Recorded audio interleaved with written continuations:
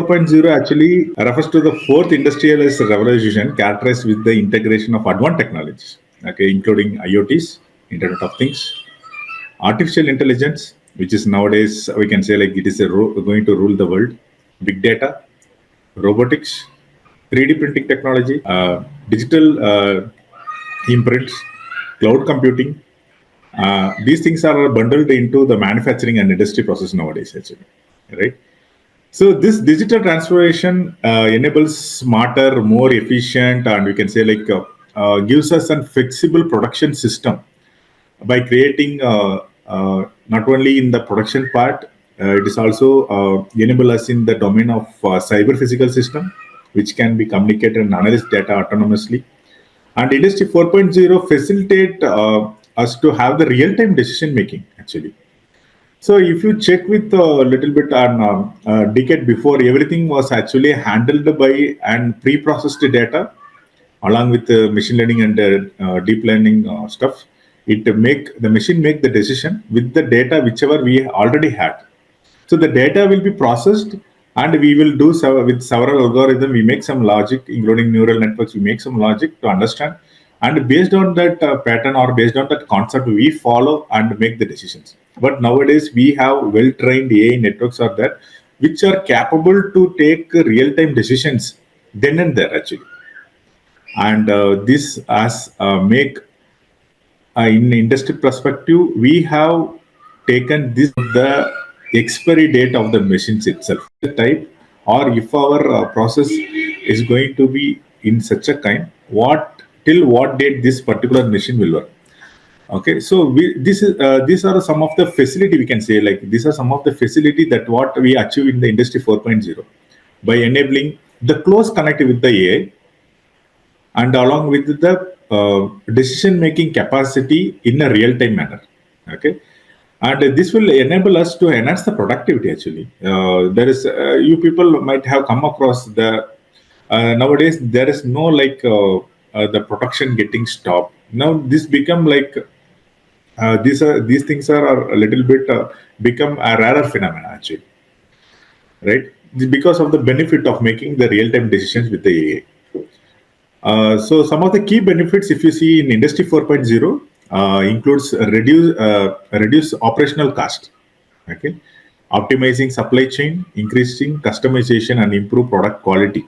So everything once we have an support system backed by a decision making algorithms and a real time working principle, and this help us to make the product quality better, and this also lead to us to make the optimized supply chain happening continuously, the time to market achieved continuously. So that is very, very important for any manufacturing or any industry unit, right? The time to market is very, very important. And the product quality, nowadays you can witness even we find some complex systems are getting at a very good quality, actually. Yes, so these are possible, and these are the benefits we have get from Industry 4.0. They gain the ability to meet the evolving demands of the global market by achieving such a wonderful production as well as the quality and the readiness to the market. This helps us to make a drive sustainability and as well as the operation efficiency. So these things can be achieved once you have a perfect system. And since once the communication software as well as the mechanical systems are going when they are going in hand, and we have the optimal performance, then this will help us to meet the global market demands, actually. This will also bring us a sustainable environment. 21st century, this industry 4.0 expressed as a revolution, not only enhancing the production capacity but also enable our reshaping the business model itself. So since we have everything ready and we can challenge the demands, and we are ready to have the ready to meet the demands at the end there, then this will help us to reshape the business model itself and enable us to have different workforce dynamics and global competitiveness. So that is the special of this internet the industry 4.0. So which like it is like a collaborative effort required between the software hardware and the technology adoption along with the uh, product which we are ready to make in the industry. So this actually pushes to a new business model with the sustainability, which all the industry or the manufacturing units they are looking at, and we this is also enable India to competitive in a global market actually. So to see the journey, one second. So let us witness the journey, how we have started and where we have reached today, and we can see what are the technology actually involved in this industrialization. Actually, yeah. So here is the video, a short video. This will give you us what are the technology we have started initially when we are starting that industry 1.0, and what are the technology we have adopted, and what are the advanced concept we have taken in for the industry 4.0. The short video, just witness this, will give you a flavor of industrialization. So we started from mechanization, as we discussed in the previous slide.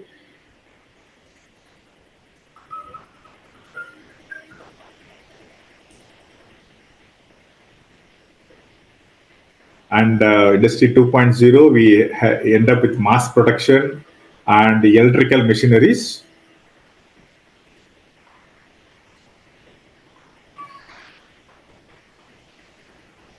And industry 3.0 with the digital revolution, computers, internets, robots, and we have taken automations along with that this technology. And now 4.0 with smart factory, meaning that enabling communications with AI.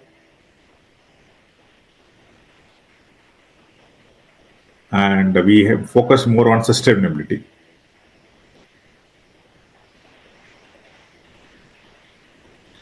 So as in this video, this industry 4.0, we are taking up the bundle of technologies with us, and we taking all the advanced technology and ensuring the sustainability in the market. That is very, very important.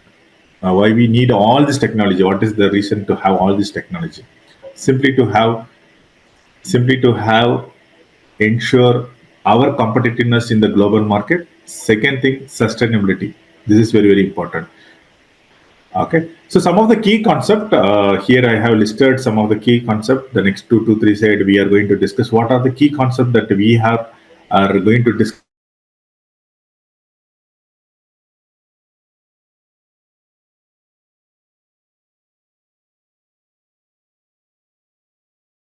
And access to the data, and how algorithms that are involved, and which are the algorithms that help us to identify or help us to in the help us our daily routine trend in the production, and how this production, what are the technology that are used in the production, and what are the technology that is off taken offline to the production, that is next to the production. These all these are the key concept in industry 4.0. First, let us discuss about the cyber physical system. So this is a little bit like integration of our computing system, okay, in the real-time data exchange between the physical system and software. Something very close to your embedded system and an IoT. Okay, it is making like the system readiness that is capable to work with the data which we are actually going to share with that particular system. Okay, so these are some cyber physical system we have adapted in Industry 4.0. The second thing is IoT, the very, very important concept where most of the companies, not only company, everywhere we are nowadays, we have this IoT, we are have a progress, making the progress to happen, and everything we want to be handy and to be controlled in a real time from wherever we want to do that in a remote way. So this Internet of Thing will give us that particular feature where you can sit or you can be anywhere in this world. If you have internet connection and if you have the smart system, yes, you can actually control from anywhere from the world. Okay, so internet of system, very simple. The machine is connected to this internet, and you can, yes, you can control, collect, analyze, and make decision making with this internet of things. This is also very, very important concept that we have that enables the drivers to be at Industry 4.0. Big data and analytics is very, very important. In the previous, like if you take a decade before, we do prediction for only few stuffs actually. So as of in the industry, these predictions are very, very important, but we have taken this measure a little bit later actually than the other industries. But we have taken in a very effective way. How this happened actually? To once we incorporate the sensors and actuators, but we don't have any real-time decision making systems. But nowadays we have this real-time decision making systems.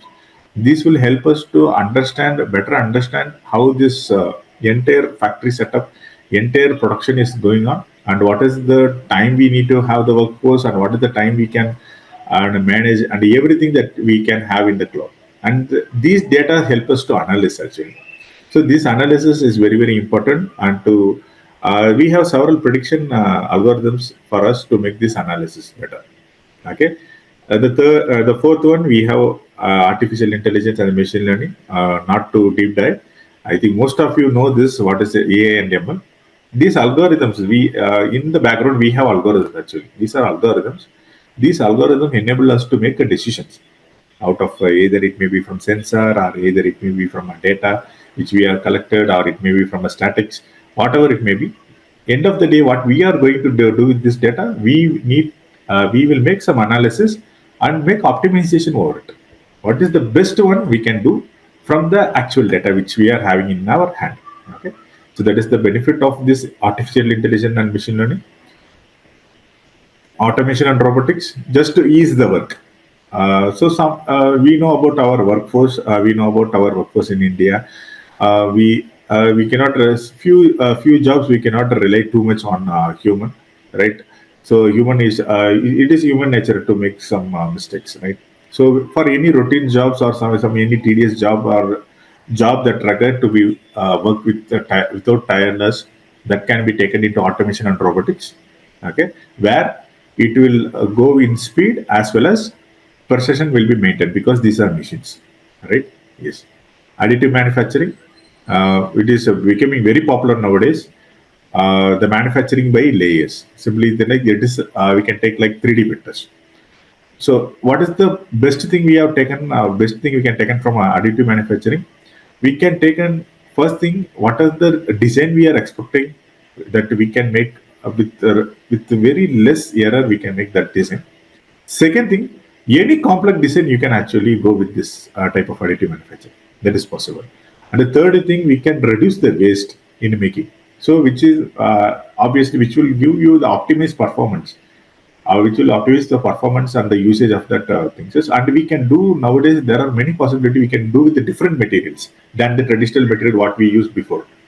Okay, so this is the power of additive manufacturing and cloud computing. You people have maybe like next 2 to 3 years, we are no more going to pay for our data service. We are going to pay only for the cloud. Why? Because we are going to use 6G, which is very faster than this 5G. So no more we require storage in our mobile actually. So there are some other feature going to get added in your mobiles, and the rest every storage there will be in your cloud. Only you are going to pay only for cloud. Okay, no more data or connection fee going to be given to you.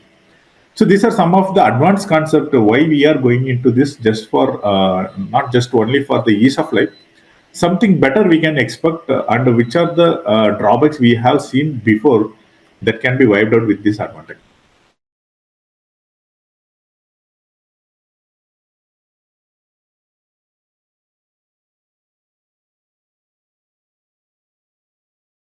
Virtual reality, where we can experience the entire world. For example, if you are going to purchase a car, it is not always required you need to go and witness the showroom, or you need to go to the place where the car is. If you have this virtual reality setup, or if you have the augmented reality Google, just wear this Google, okay, then you can experience the entire thing with this Google. That is possible. And nowadays, few colleges having this AR VR lab setup, where the students are practicing some mechanical labs without purchasing the components or without purchasing the equipments or the things required. Just they wear the goggles and doing that lab. So these are some advanced features where they will get the real time experience, and this becomes a little bit affordable for the college as well. Okay, yeah. So digital twins is simply like a Xerox, where you can actually make a replica of the physical asset. Okay, it may be an system or any model, or it may be a physical thing which you want to make a replica of it. Yes, you can go with this digital thing. This process, whatever we can actually simulate, predict, as well as make some optimization, and you can mimic the same physical asset into another system. That is possible. And smart factory setup, actually, there is a video in YouTube. You can see like Tesla was helped with uh, Intel team, where they are actually helping them to build a smart factory. Okay, so the entire floor plan was built by the Intel engineers along with their computing technology, and they are using that particular technology to build the entire floor plan for Tesla company. So that is also possible actually. So this type of technology adoption and making that machines to communicate, okay, with the perfect prediction and sustainability, bringing sustainability in the environment. That is also important for us, which we have taken as an motivation factor for this Industry 4.0. Industry 4.0 benefits increasing efficiency. So, yes, as I was saying, that I can put it in a term of sustainability. Automation, real-time data, and optimization result in faster and more accurate production. Okay, so once you give more priority to the data, along with that real-time analysis with the machine to decide what is right and what is wrong. So this will give you an more accuracy on that predictions actually. So once your data is fine, and your measure which where you are going to setting that threshold. So this is the way I want actually. This is the pattern I want to be printed, or this is the timeline I want the things is to be processed. If you set that right, then more accurate production you will get. Okay. So for that we have AI or backed by this MLDL algorithms, which will help you to make the real-time decisions. So which will give you ultimately give you that increased in efficiency. So this is we can say like once efficiency is getting increased, it will move the entire industry into a sustainable phase. Okay, and cost reduction, how it can be achieved. Actually, making your maintenance as well as the predictive maintenance. If you identify which time your machines will be given out, and what are the downtime, if you identify the downtime and the energy consumption and the waste leading and the waste which is happening, right? If you qualify all this and if you make a measure on it, and this will help us to reduce the operation cost as well, and it will reduce the cost impact to us. Overall cost reduction can be done. Okay, and the customization, the ability to produce the personalized product quickly. Okay, so if you take like a decade before, if you go for a personalized version, if you ask a company to produce a personalized version, usually they will deny. See, whatever the things is we have in a mass production unit, they will say that only these things can be you can take after market. You can actually whatever the things you want to do, you can do it. But nowadays, if you go for a premium car segments, the manufacturers they are allowing us to make the customizations in their from their factory itself. Why? Because we have digital twins is available. Suppose if you want the previous work, if you want the previous design which is customized, if you want to have, you can go with digital twins. You have additive manufacturing, so where we can use several other materials which can be printed, and you can customize in a very fast manner, in a quickly way, and you can actually give to the customer. So customization is possible in with the Industry 4.0. Okay, and quality improvement, because why we are assuring more quality, because continuous monitoring and your real time data is actually processed by your AI, right? So your real time data is keep on processing and continuous monitoring is happening. So there is no way that can be missed, unless otherwise some disturbance is getting happen with the machines. Okay, so continuous modeling and the data-driven insight are there, which will always give us a good product quality. Okay, flexibility, production process can be adjusted quickly to the response of the market demand. That can be possible. Yes.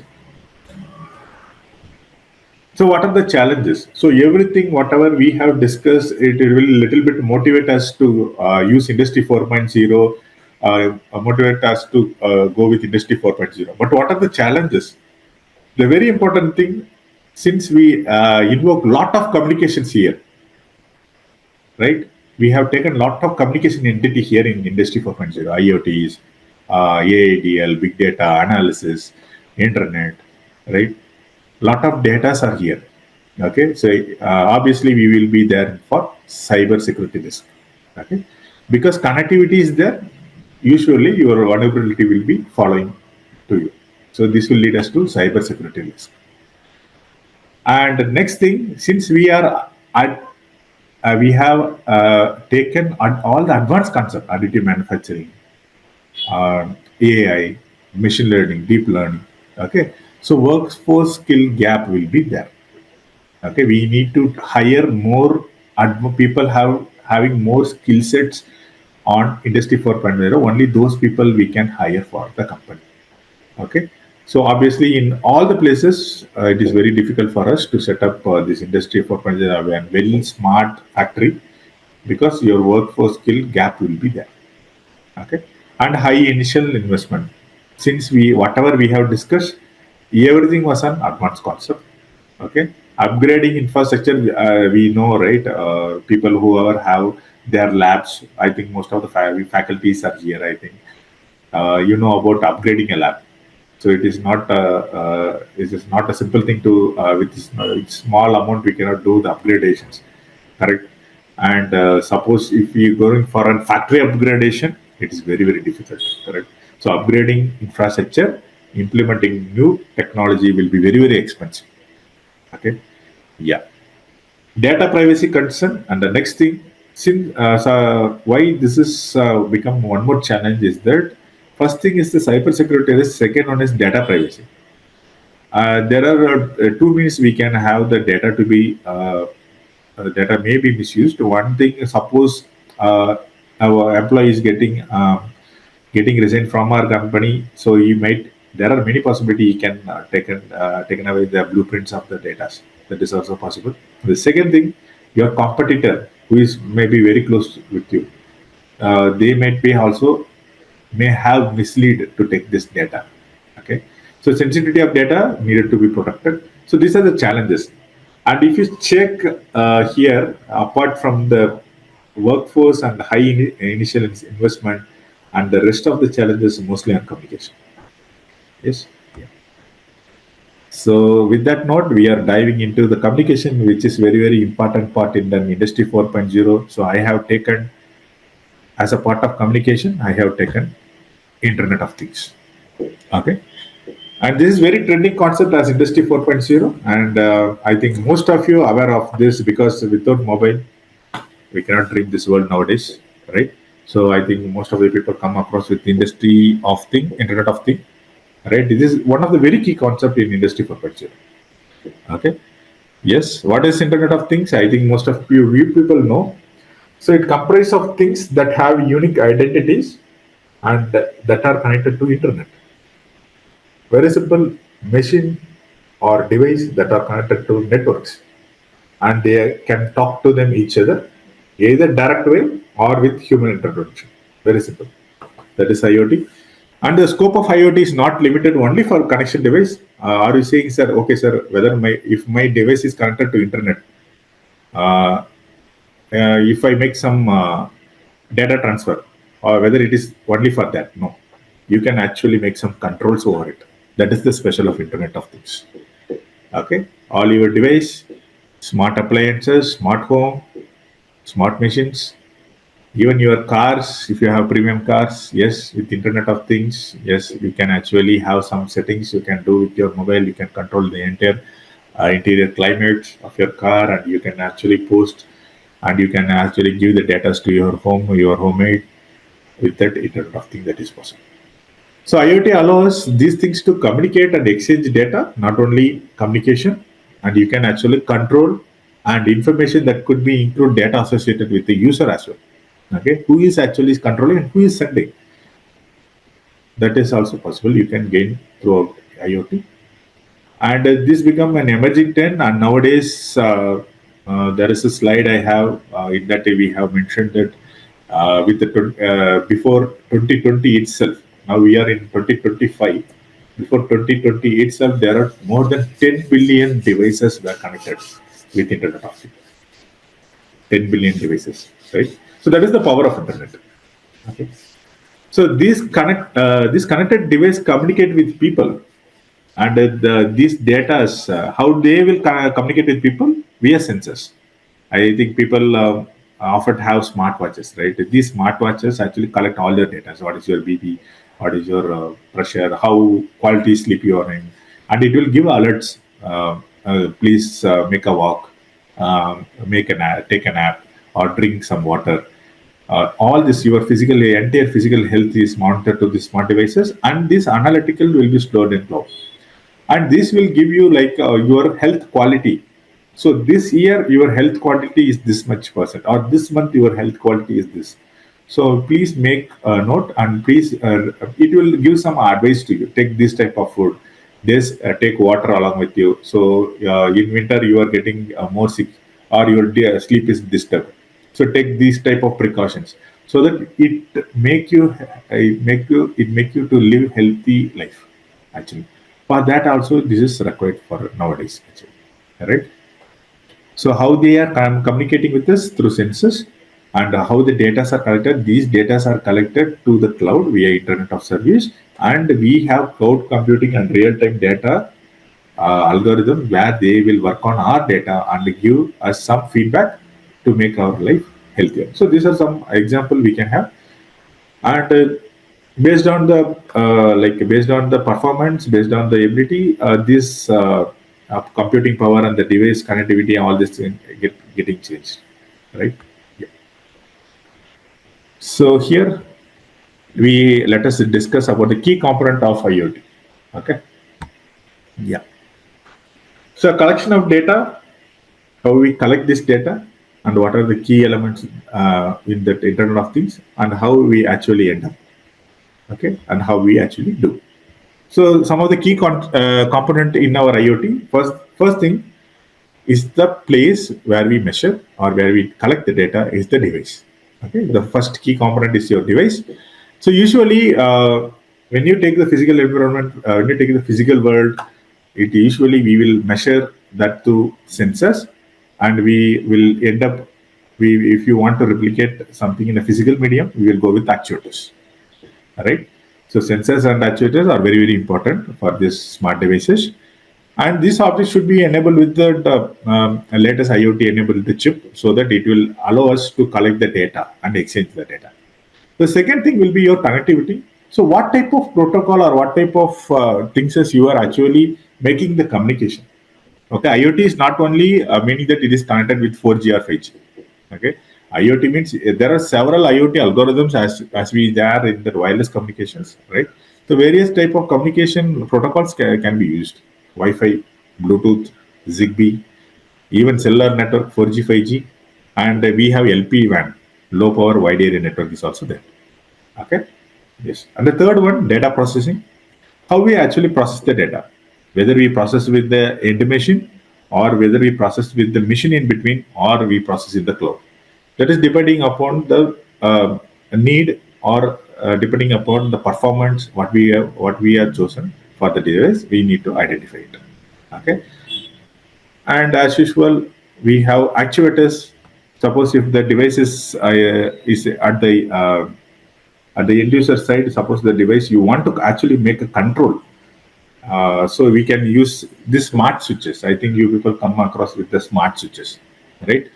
So based on your data or based on your presence, it will automatically make the ambience of your room light based on your mood. Everything will be captured, and based on that, it will be making either directly or even you can use your mobile and connect with that Wi-Fi or Bluetooth, and you can make the changes. That is also possible.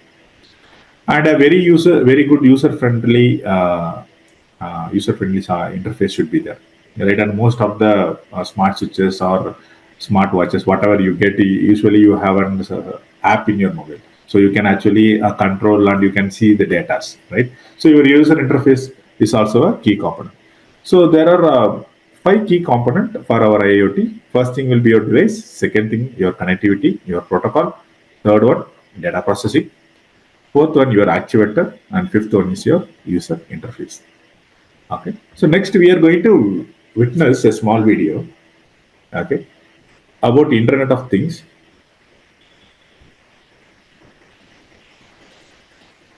for industry.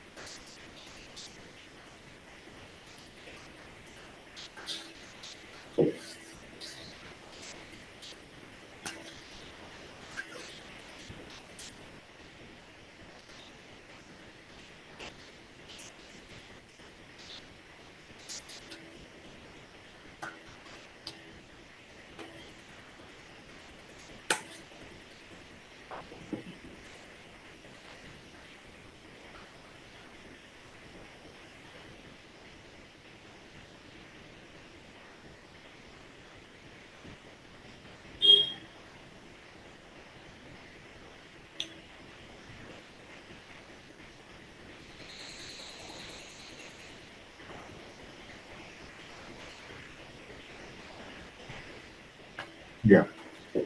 So it was taken from machine and manufacturing, IIoT. Yes, and you can actually get the flavor of very close to Industry 4.0, right? Yes, that is the power of your communications, IoT. Right? Applications. I think most of you know this. What are the applications we do in IoT? I don't want to too much dive in it. Just want to list something like smart home. Maybe in next 5 years, actually, I am hoping that everyone in our home might have this smart home box where all our ambience, communications, connectivity, um, even our cloud will be controlled with these smart home devices. Unfortunately, looking and it might could be bundled with the R6G. So India, we know that uh, we expect much but want to pay less. Correct. So nothing wrong, but that could be happen in a very short note. That is possible. And healthcare, yeah, it's playing a very big role in healthcare, monitoring the patient. Industry, yeah, as a double IoT. Environment, yeah, smart agriculture, farm, smart greenhouse. They are doing with this IoT. City management, uh, yeah, we are witnessing your traffic management, traffic pattern analysis, everything that is happening in the city management. Energy, as usual, all smart grids are with nowadays with IoT. Okay, so as I was saying, 10 billion of connected devices are expected to exported in 2020. Actually, there's a little bit older data, but just check with the numbers. 10 billion devices. Okay, just we just close our eyes and witness this communication entity, and just think. If you think in the perspective of wires, just think how much wires will be there if you don't have this wireless communication. I, okay, so I'm just wondering whether I could make a step out of it. Yeah, that is the power of wireless technology. Okay. Just I'm taking one perspective here to take a real-time example for this IoT, and this will give us how powerful this IoT is all about. Okay. So actually, I'm taking one real-time example, which is common. Everyone can understand this one. Actually, this is a trash. You can say like this is the bin, trash bin. Okay. So actually, in Boston, US, I think the lifestyle is a little bit different from us. So this in Boston, there are more than 1,000 plus trash bin like this. Okay, how much? 1,000 bins. So each road or each street will have this trash bins. Okay. So what's the problem here? So these trash bins are not filled every day. Okay. So whenever the collector reached the bins, he found out something like not all trash bins are filled in an same time. And some places he found the trash bins are getting filled as soon as they have collected the trash. Okay. Now here become the he this become a challenge for them, and you know about the U.S. workforce, their labors are very costly, right? So here they reach out for that technological expert how we can sort an issue where the trash bins have a different pattern of filling, and we cannot hire more number of workforce. We need some mechanism, some advanced technology to be adapted for these trash bins so that we can make flexible and also ensure our workforce is with the limited workforce we need to do this. Okay, so the suggestion was given to go with IoTs. Okay, so each trash bins in Boston was equipped with one load cell along with this IoT. Okay, and with the power of IoT they are making, sorry, they are making a smart map with Google. Okay, so this smart map, what every day morning what will happen, this trash collector will get open his customized Google map of Boston. Okay, it will give an indication which are the trashes are filled. Okay, and the smart map, the direction will be plotted and the route will be plotted and given to him. Okay, so he will follow the same route and start collecting the trash. So what is the benefit? Okay, what is the benefit out of it? First thing, the workforce is limited. Second thing, there is not required for him to check all the trashes. So that itself for him, if he want to check all the 1,000 trashes in a day, it's not possible. He for more than it required for him to 10 days required for a single person. Okay, at least to ensure the one third of the trash was filled. That is like 300 number of trash required 10 days for him to check.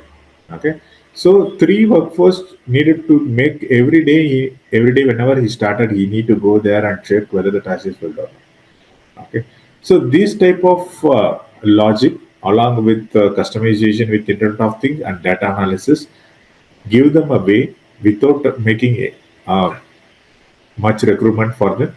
They have identified a smart solution with IoT, and every year they save thousands of rupees uh, for making this IoT, enabling this IoT.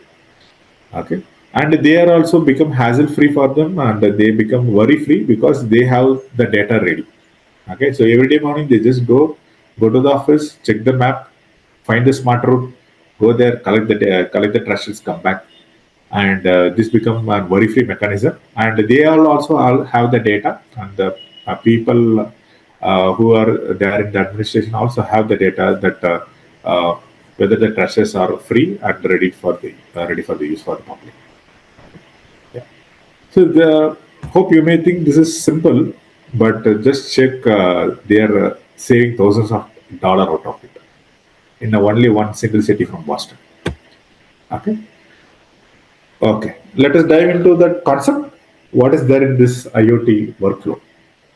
We have started with Industry 4.0, witness what are the key concepts that are enabled us or drive us or motivate us to use Industry 4.0, and we have taken IoT, which is a very important in the phase of communication, right? And we have witnessed some of the example and videos, and what is the flavor that IoT given us, right? And now we are going entering into IoT workflow, the very simplest workflow I ever seen in the communication world. Actually, I have witnessed several other radio technologies, WAN, MAN, PAN, IP, and also even 5G communications. But what is the very simplest concept, or where we can actually grab the attention of students?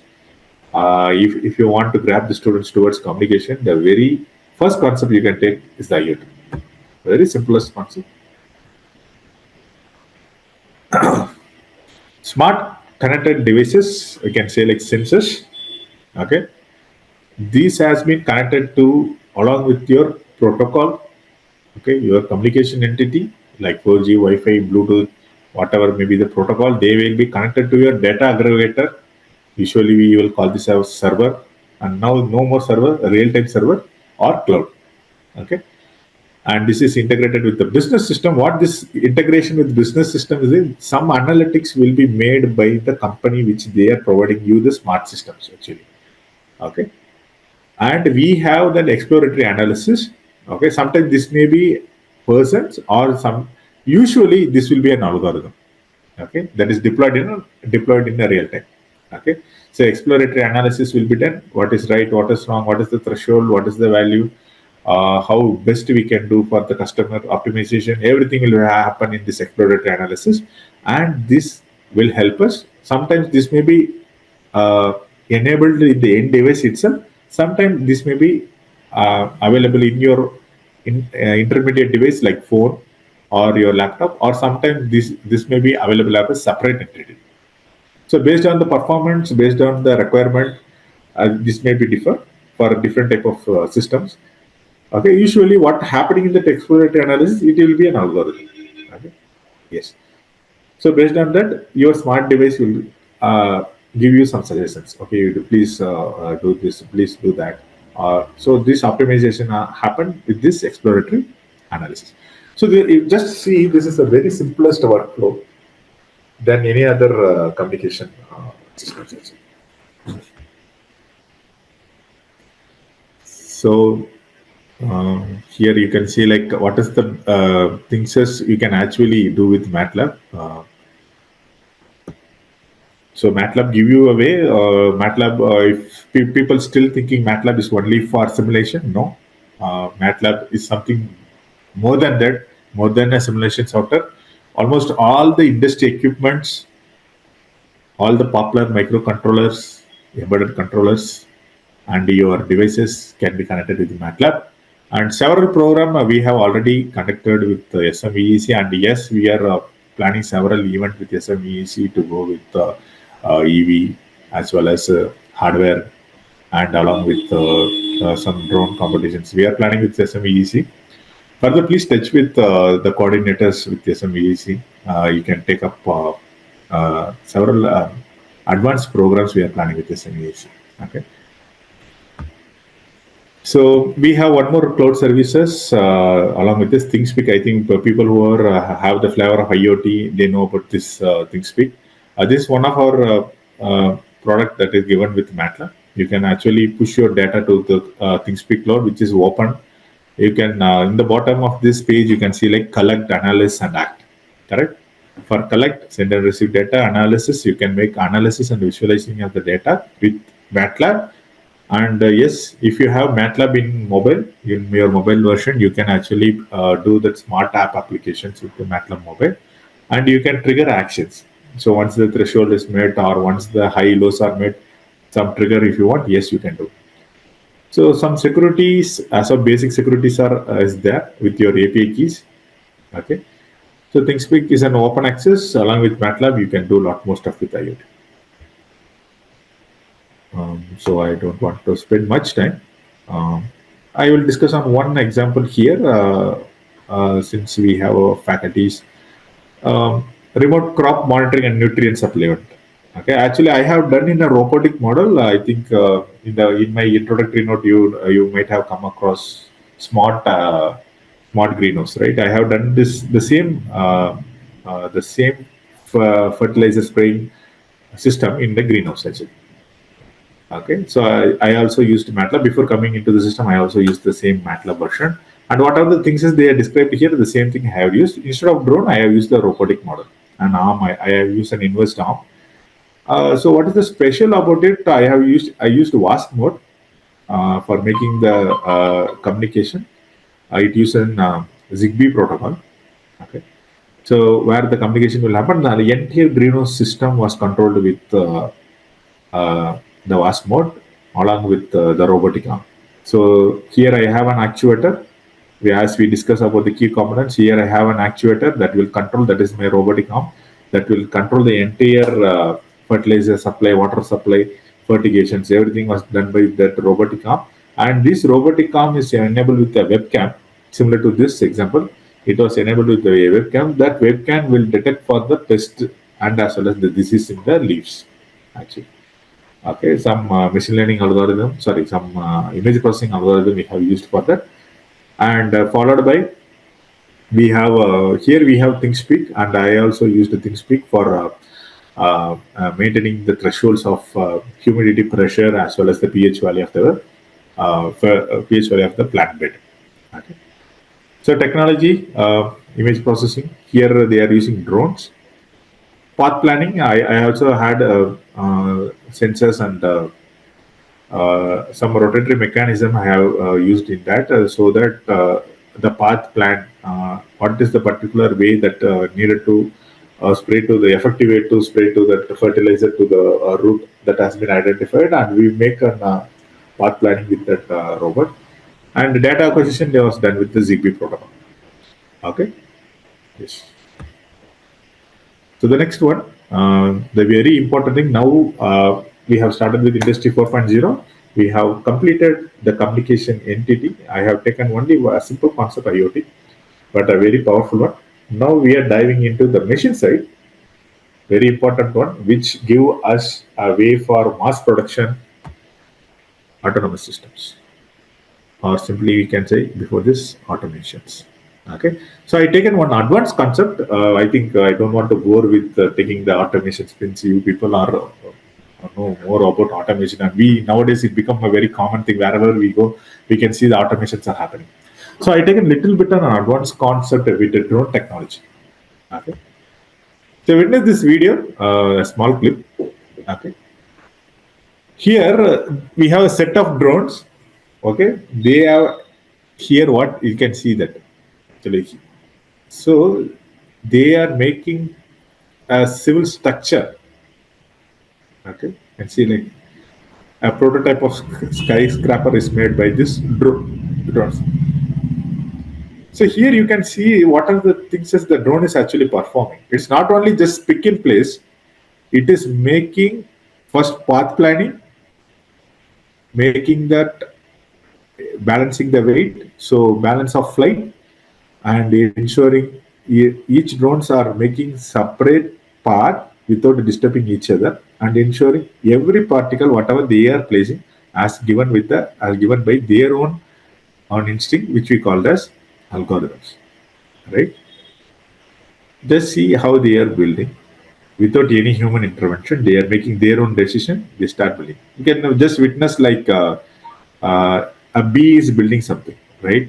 How fast they are actually, right? Yes. So unmanned aerial vehicle, it's a very we can say like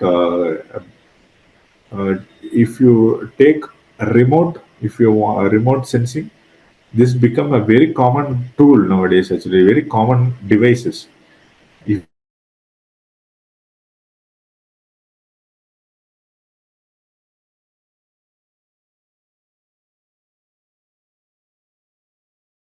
terrain agriculture analysis, industry stage processing, industry stage performance.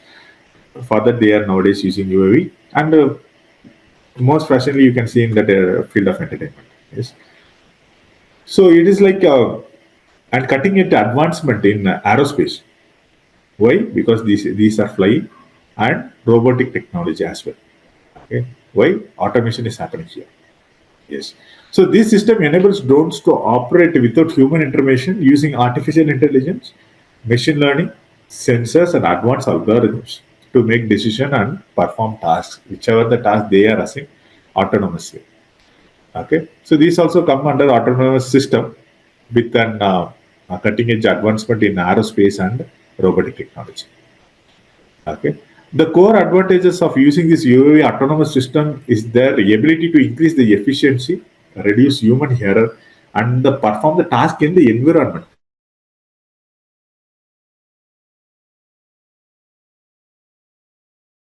The task to be performed in the environment to access. That is very, very important. Where I usually deploy this UAV, that is very, very important.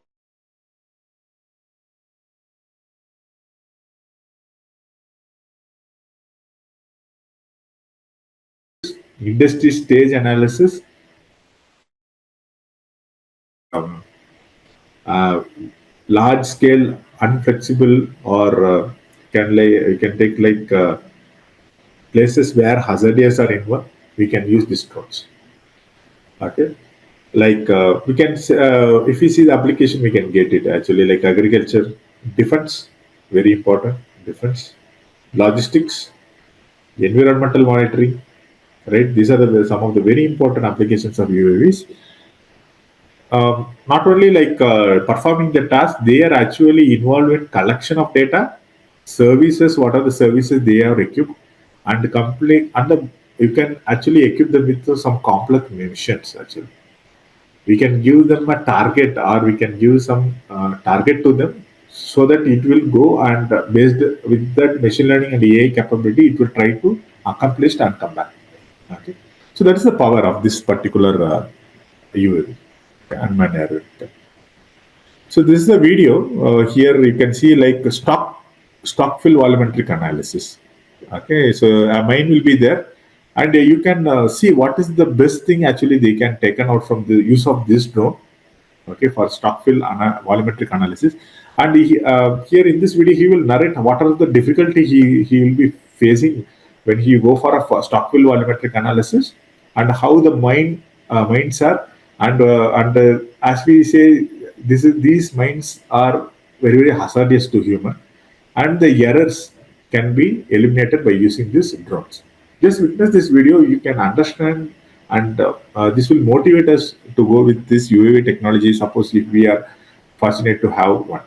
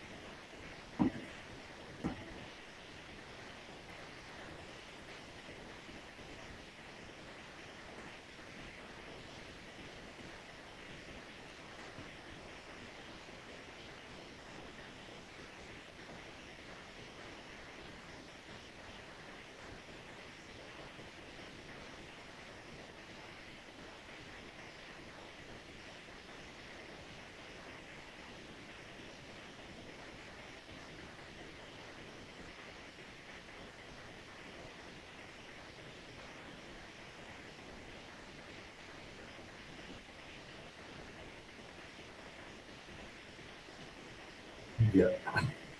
Chat, as you witness this video, you will get that feedback from that surveyor, how effective this use of drone and what is the efficiency out of it. And as he mentioned, spending hours to collect the data, and sometimes he was mentioning the data whatever has taken from uh, initial and making some trials. Every day the data getting changed due to human errors. So this UAV give him a vision and several data, several different perspective layer of data he is getting, and this help him to get the data in a very fast way, and that also very precision.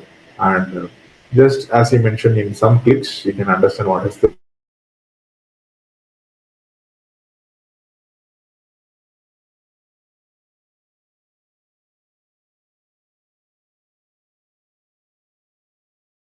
operational efficiency, but also first of all safer and cost-effective way to manage the stockpile data. As you seen in the video, you can see that the stockpiles are not uniform, and it is very hazardous. If you, it is difficult to climb everywhere, and sometimes it is neat, and sometimes it will be like hill. Okay, the to and fro, or everything will be difficult for the surveyor to make the volumetric analysis.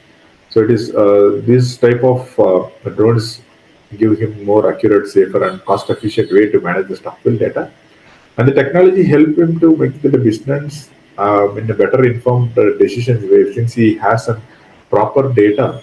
So he'll help him to make the better business, logistic, as well as the financial reporting to the management.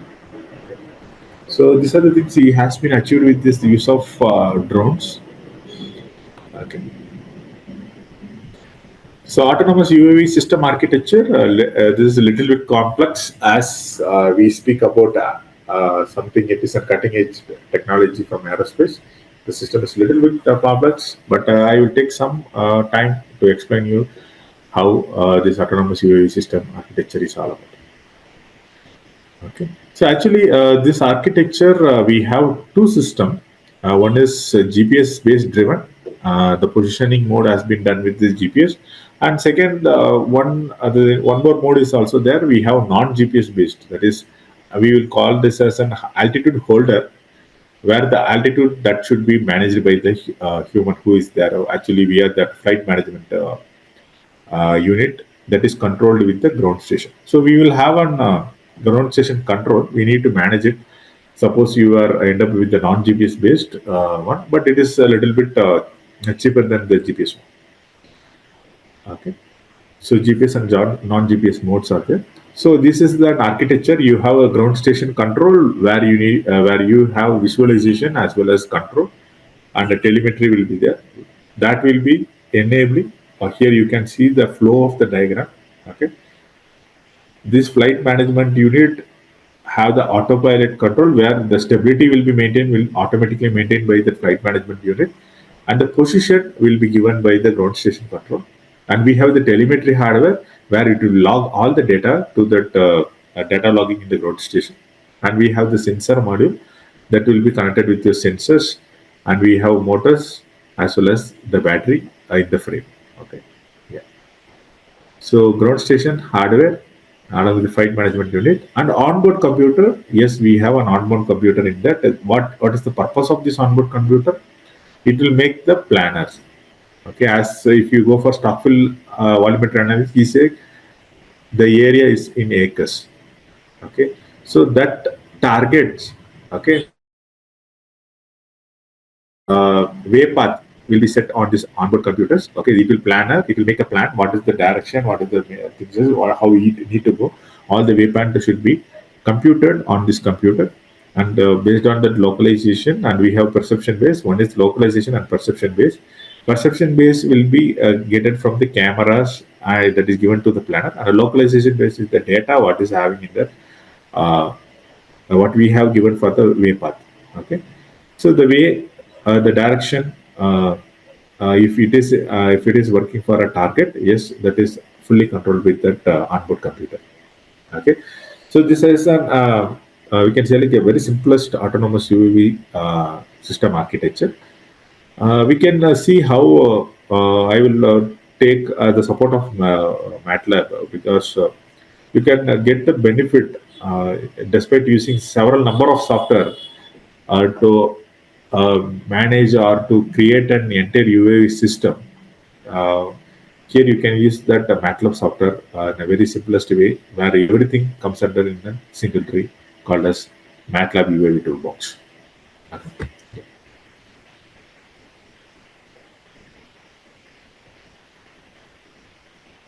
So the typical workflow, modeling in simulation, as usual, as we discussed in model-based design, modeling and simulation will be your first step. Second one, optimization, we will call this as tuning. Third one, SIL and HIL. Then we need to go for the deployment with the real-time hardware. And the fifth one, we will make the flight testing in the real time.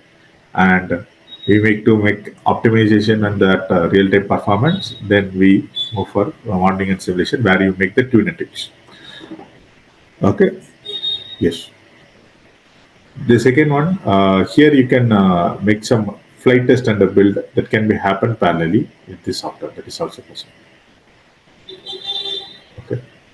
So what is that the capabilities that we have in that UAV, or what are the roles in that that is having in the autonomous? Every UAV is flies, but based on that requirement, we modify this UAV, right?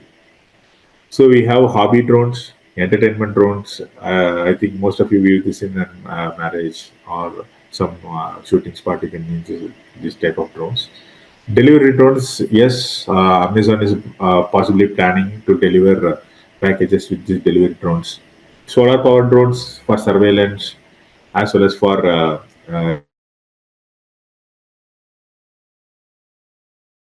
and yes, we have surveillance and defense drones. High power drones are there.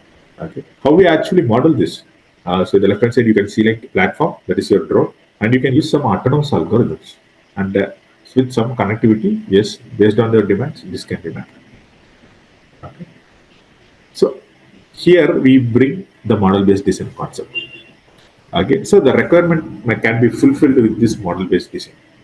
Okay, and MATLAB give you an super tool called as toolbox called as UAV toolbox, where all the components requirement for UAV that it is available in the toolboxes.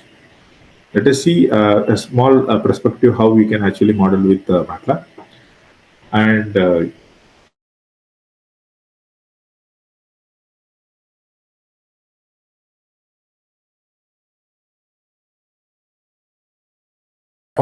we have the aircraft dynamic autonomous algorithm, and this algorithm will enable us to make, for example, if you are maintaining stability, if you want to identify if you're doing any image processing, everything fall into this algorithm concept, and you need to identify and you need to work on with the simulations. Once your simulation is ready, then you can push that uh, code. We have a automatic code generation in MATLAB.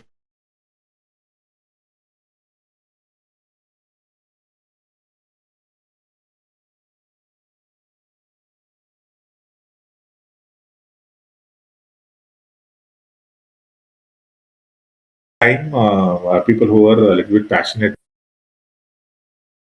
with toolboxes where you can get the opportunity to test simulate in the MATLAB itself and all the toolbox and all the functionality you are expecting that is available in that particular toolbox.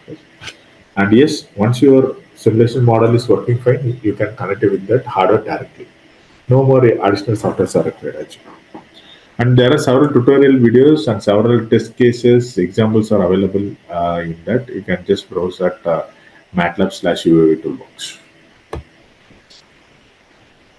So here, as we discussed, we have pitching with model-based design, where you can actually make the tune and took on the requirements and verify your model.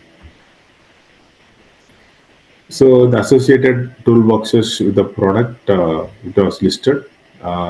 So these are the toolboxes may require for you to make the entire UAV system for the design to like you want to work on these toolboxes to.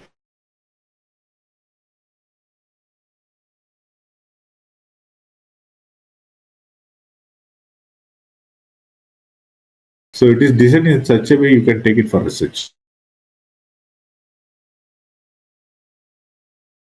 Want to spend much time. I want to show this demo. So see, look at that block diagram in the left. You can see the block diagram. It's a very simplest model. It's a path planning uh, UAV. It's a very simplest model. Just you can witness. So these are the blocks, and each block will have a subsystem. Actually, if you just double click and open these blocks, you will can see the subsystems. And this is a very simple quadcopter, and this make a flight and make a path plan. Okay. So in the right hand side, it is the simulation created in MATLAB, and like this, you can work on simulation and check whether your algorithm or what is the expected outcome is getting or not. Okay. Once it is working fine on all this terrain uh, environment was created with SimScape. So people who are attend the first session know about what is SimScape, and we have discussed a lot more. So this is a real-time yeah, environment. We can create a real-time environment, and you know that it is in Chandrayaan as well. We have created in SimScape. SimScape. Actually, what are the things you are seeing in the Chandrayaan? That the entire control station window, the real-time scene was created in SimScape actually. So just witness this, you can understand, you can get the feel of UAV driven in the simulation mode with MATLAB.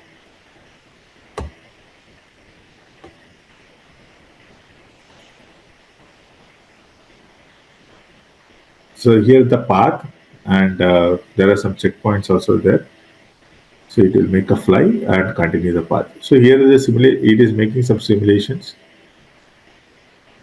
So all the terrain effect, all the environment creation you can actually do with SimScape actually.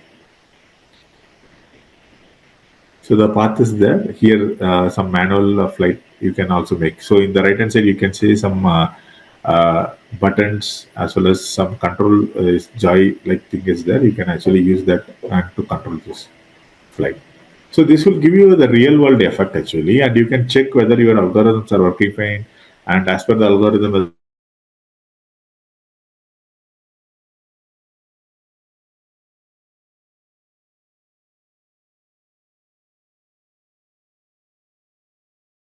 working fine on the efficiencies in MATLAB. So what are simulation model? What is how interpret how much the signal is interpreted in the simulation model? Both the things can be analyzed with the MATLAB.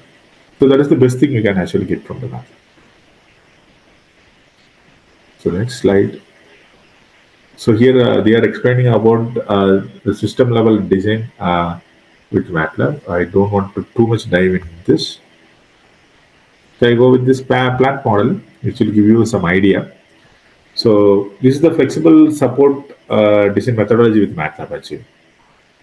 So people think that MATLAB is only for numerical method or numerical modeling. Only end up with complex mathematics, and there is no beauty of this software. Go for data driven modeling. No, nothing like that.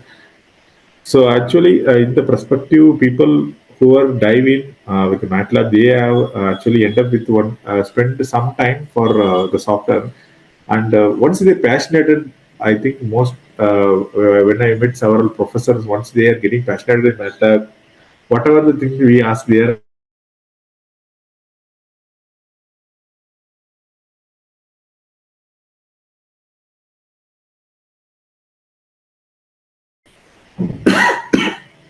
yeah. Modeling is possible with this software.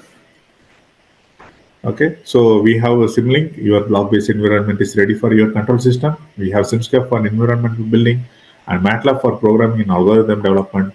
And we have some toolboxes where you can make some calibrations. We have parameter tuning, optimization you can do, machine learning, deep learning, and you have UAV toolbox where you can take entire UAV to build the UAV with MATLAB. Yes, so that is possible with this software. SimScape, yeah. So all the plant building models, like the physical components along with the environment scenario, you can build with the SimScape. Okay, that is possible. So, and one more facility is also there with this software. You can import the CAD model. Actually, suppose we are building a CAD model, because we, whenever I discuss you, I was stating that you can actually connect with your real-time hardware, connect with your real-time instrument, or connect it with your real-time simulator. Suppose you, if you are customizing, what is how you can actually test. That is also possible. You can build, you can take, bring in the CAD model, and your CAD model can be used. And we have the facility to import the CAD model in matter, and with the exact physical and structural benefit, structural uh, dimensionality of that your model, your customized model can be tested with your algorithm. That is possible. Yeah. So I don't want to deep dive here. Control, design of control algorithms. Yes, people who are mm, use MATLAB for control algorithm, they know how to design with PIDs. And now we, in the recent version, we have updated several other control algorithms as well as control system models, where you can connect this model in a little bit precision way, and you can have uh, you can actually make some tuning in PIDs actually. That is also possible.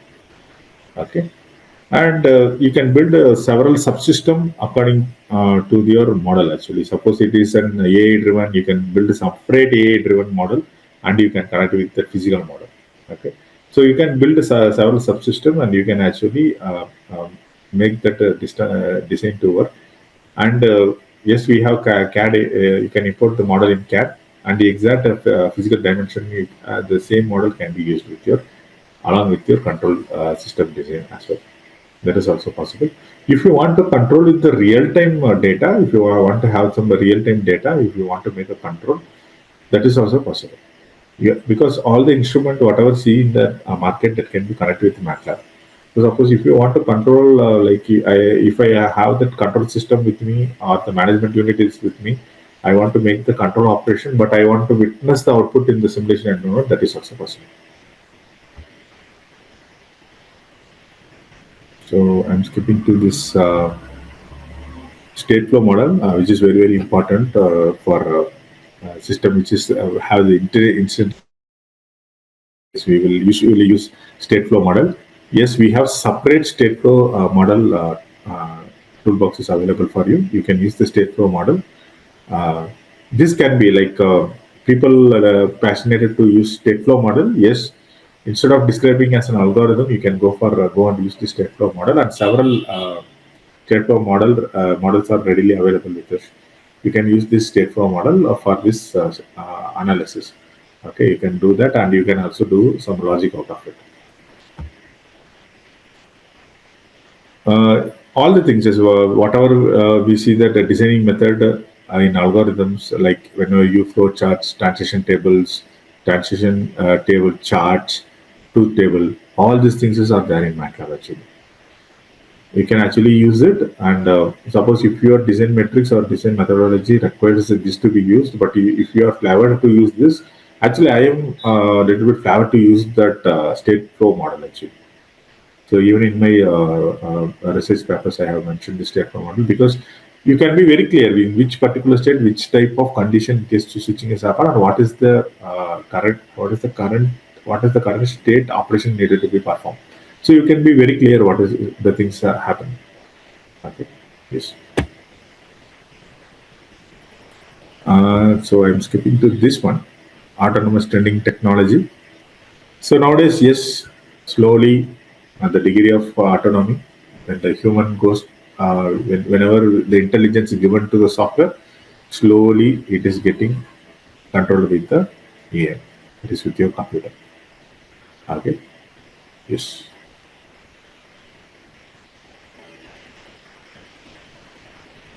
Here some of the case studies I want to discuss with you today. Automated driving with Roche at BMW. Since we are discussing about automations, Industry 4.0, this is one such cool example actually from Roscon.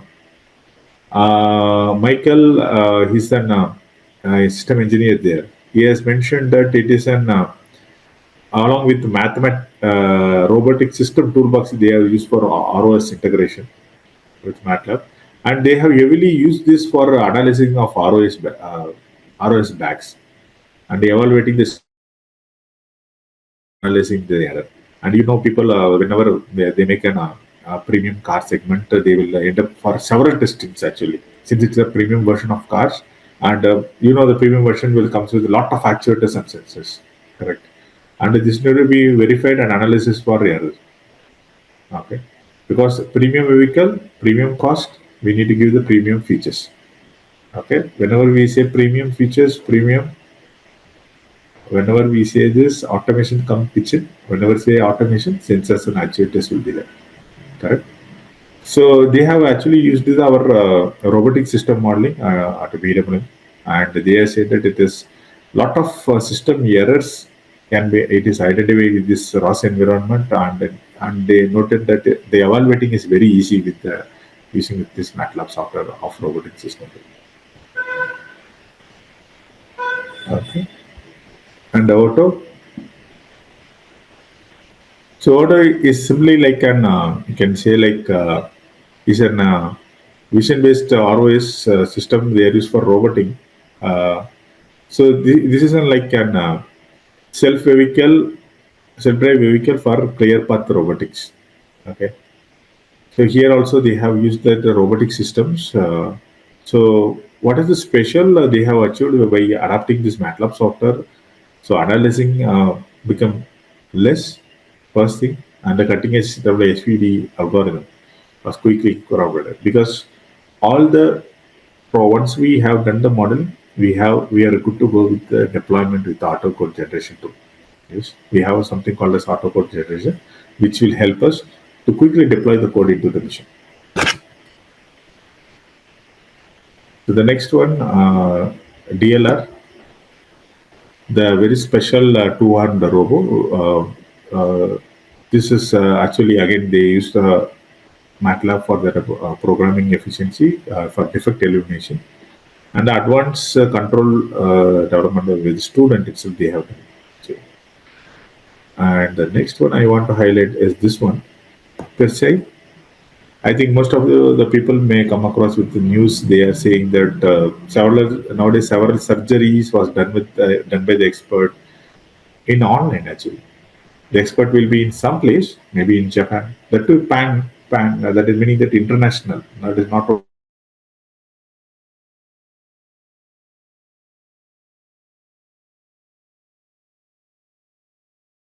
the surgeon maybe he will be performing the surgery in India.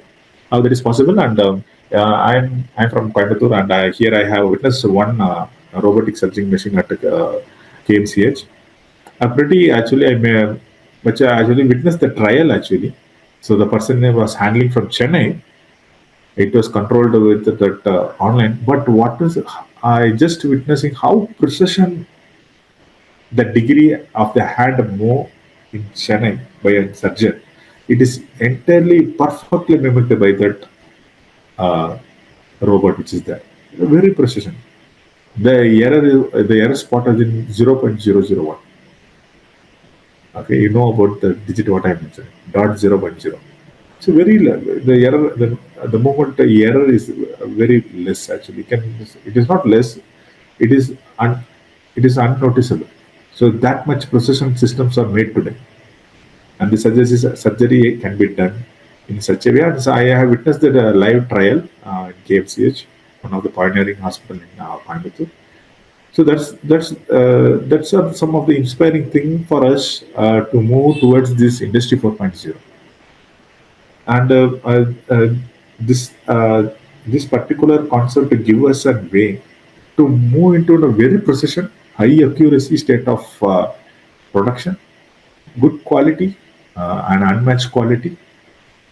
Copying, physical copying is there, right? And moving into a very sustainable industry production. So these are the things actually we have achieved from our industry 4.0 actually. So with that note, I am closing this session.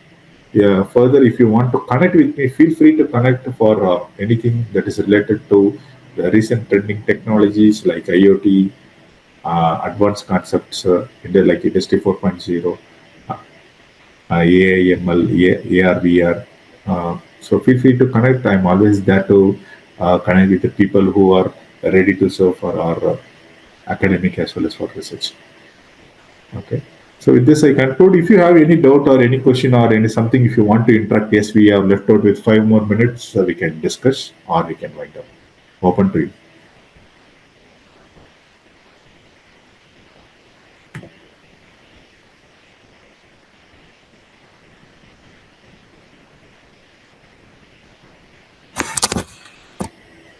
Yeah. If you have anything to discuss, yes, I'm open. Thank you, sir. Thank Sir, you. thank you, sir. Thank you, sir. Sir, any questions from participant side?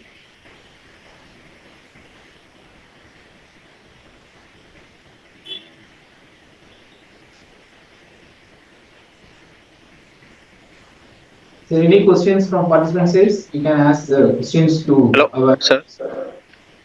Yeah, please go ahead. Yes, yes, Uh, sir. yes, sir. Things speak like can we have it in, like a student person also? Can we have like get them introduce it? Can Yeah, those yes, things? sir. Actually, I think speak. You have the trial version. Suppose if I think if you have the there are several licensing models is there for MATLAB, but yes, you can use ThinkSpeak for trial version. Suppose if you are not having the license version, still you can use this ThinkSpeak version for logging the data in the cloud. That is possible.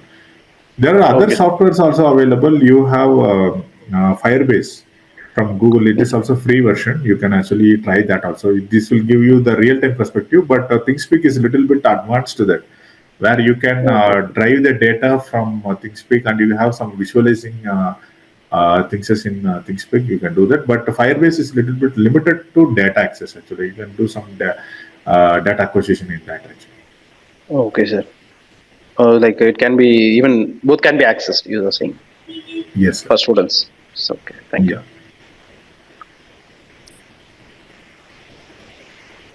Thank you, sir. Participant, any queries? Any questions?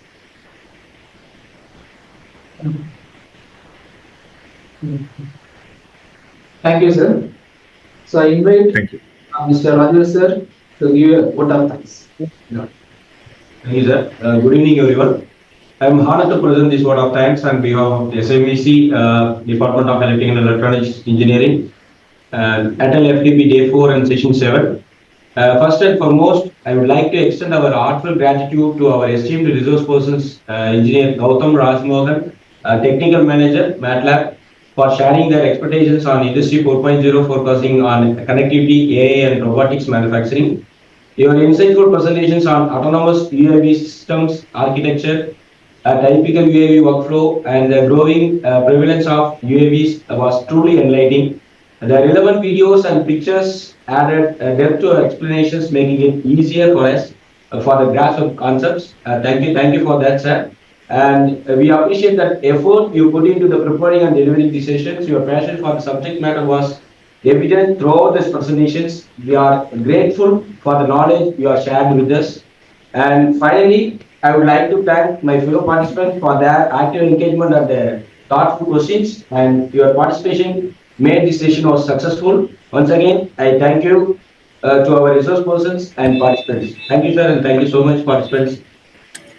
Thank you, sir. Thank you. Thank you. Thank you, sir. Thank you so much. Thank you, sir.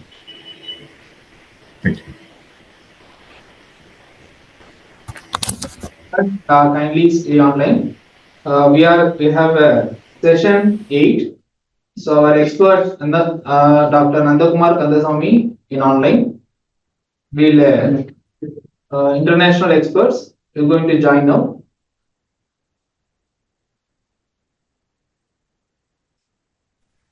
Hi everyone, good to have you here. Good to Hi, join. sir. Hi. Good evening,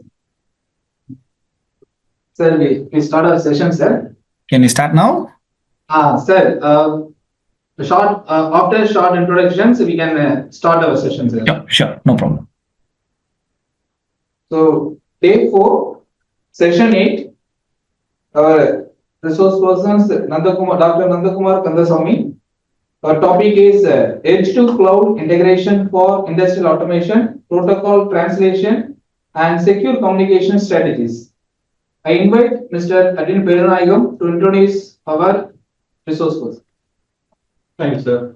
So it is my pleasure to welcome our resource person, Dr. N.K. Kandasamy, for the ATAL FDP 4th day on session 8.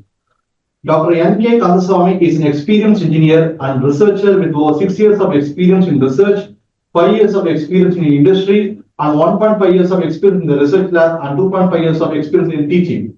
His expertise lies in IoT and IIoT technologies ranging from knowledge on field device protocol translation to cloud-based applications. He has strong hands-on integration experience for connecting industrial control system devices such as PLCs to the cloud using IoT edge devices. His experience also includes battery energy management, secondary level control of inverters, integration of energy storage systems and electric vehicles into the grid, demand response management, power system protection and control, smart grid energy management, load modeling, and machine learning for energy management are all his versatile experience. So I hand over this session to Dr. N.K. Kandasamy. Thank you, sir. Thank you for the brief introduction. Let me share my screen first. Maybe I'll turn off my video so that I have little less diversion because I have another screen on towards my left hand side. So I'll keep looking at that for presenting. So it'll be a little bit of distraction. Let me turn off my video and start the session. I hope you are seeing my screen. Yes, sir. Yes, can you put it in slide? Yeah, I'm starting it. Okay, as introduced, I'm Nanda N.K. Kandasamy. I've worked in different fields, starting from power system protection to energy management system, cloud deployed energy management system, monitoring system, and IoT systems. So this is kind of a compilation of all those areas which I've worked previously. I try to keep it at different levels. So some participants might have a little more experience compared to other people, so that it gives at least a certain percentage to all the participants. Feel free to stop me anywhere if you would like to, or if you have any doubts, and if you want more in-depth discussion, please feel free to stop me. I know the timing is little short. It's a bit late for you also, but I'll try to make it interesting. And if you can communicate with me in between during the session, it'll make it a little more interesting as well. So as I mentioned, this is going to focus on a kind of a middle level protocol translation secure communication strategies. I'm not going to go too deep into that, but I'll also not keep it very basic. So let us start with why edge to cloud integration matters. We know that, like this whole development program is centered around that. Industry 4.0 is driving a lot of digital transformation. Not just in industrial and manufacturing sectors, also in power system, where I come from, energy management systems. It's making tremendous inroads and making a lot of previously not possible technologies possible now. It gives more emphasis on automation, also data exchange and implementation of other advanced technologies. Cloud computing is also coming into picture. The power of cloud computing is also enabling features which were not earlier available to us. And companies more and more want smarter systems to be implemented so that their productivity can be enhanced, maybe their downtime can be reduced, their efficiency is better, and they also can compete with the rest of the people who are also following the same stuff. So basically, why would we need edge computing? It actually reduces the latency for many time-critical processes. Most of the industrial automation processes are very time-critical. Earlier, the computation resources which were available at the site was not that powerful, and then with the advancement in computers, this processing capability has also improved. So whatever we could only do with, say, a remote server, it is currently possible to do it with most of the operations are possible to do it at the edge level itself. It also enhances the security because we are taking most of the important decisions at the local, not transferring the data elsewhere. So this kind of gives some kind of segregation between what happens in the cloud and what happens in the site, and like improves the overall reliability of the process, as well as the information which is shared with either it be an operator or it be an enterprise entity. That gives the advantage. There are a lot of roles which an edge device would play in data processing. They can function like a gateway. Just receive the data, translate the protocol, send it via secure communication. So that's one aspect of it. They could also come with more analytics, maybe real-time decisions, and like data processing of the IoT sensors. There are multiple such applications could be employed on the edge devices also. Because of the computation capabilities that has been introduced with the improved performance of the local devices.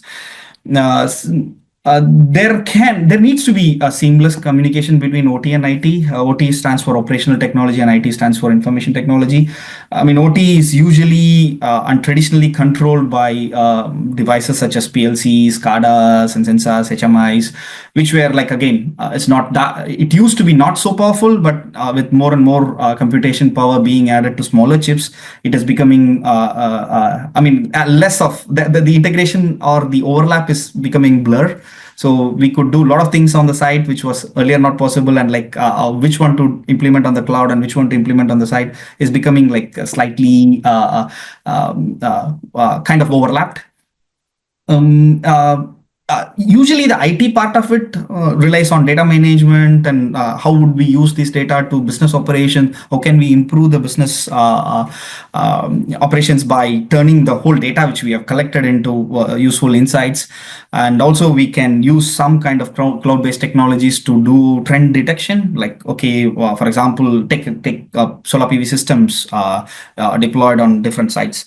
Then the dust is getting collected on the solar PV systems, and you can use the trend of how much power is being generated and like how this is dipping to analyze where there is a dust is, whether there is dust in the solar PV system or not. Should we engage someone to clean it, and what should be the cleaning routine, and all these things can be identified with the trend detection and other analysis.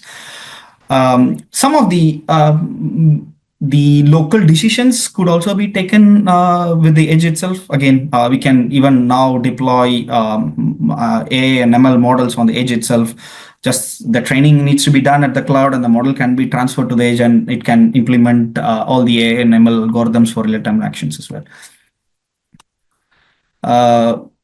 So now, like I was explaining, all these things, the gap between the OT and IT systems can be kind of, there's a blur between that. There's a lot of overlap because of the improved capacity. But each of these systems play a critical role. Even though the computation capacity of the edge devices have improved, we still need the cloud for certain applications. Maybe cost-effective nature of the cloud will come into picture. You need not always run your computation resource to do the data collection, data analysis, real-time decisions. Some of the decisions can be done at cloud, and it can be cost-effective. Vice versa, also cloud can be costly as well.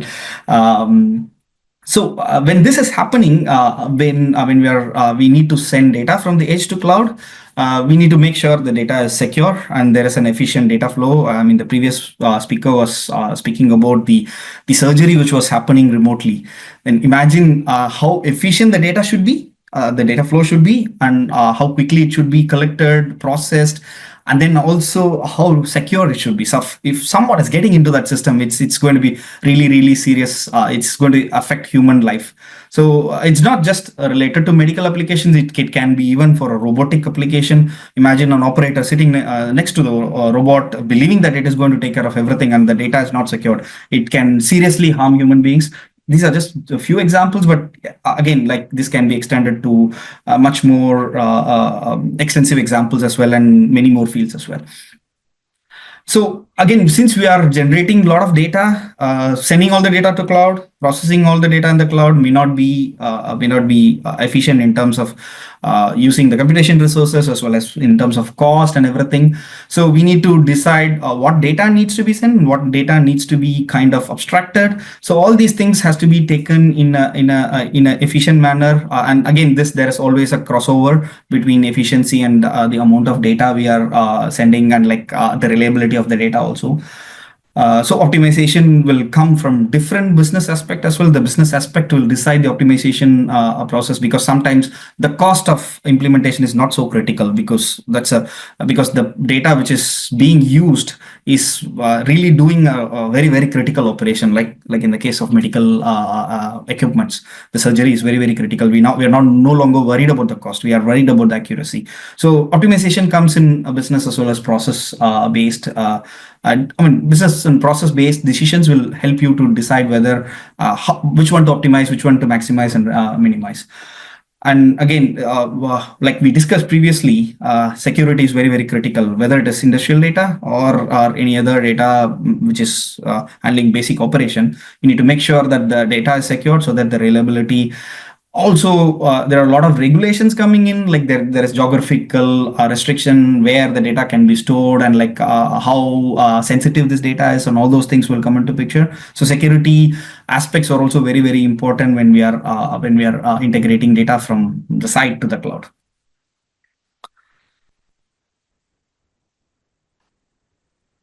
So let me go into again a very basic, probably if, someone who has not gone into industrial control system, this will give a very brief introduction of industrial control system. An industrial control system is actually a collective term. It can be, it is used for devices which are used for measurement, control, and then like data storage.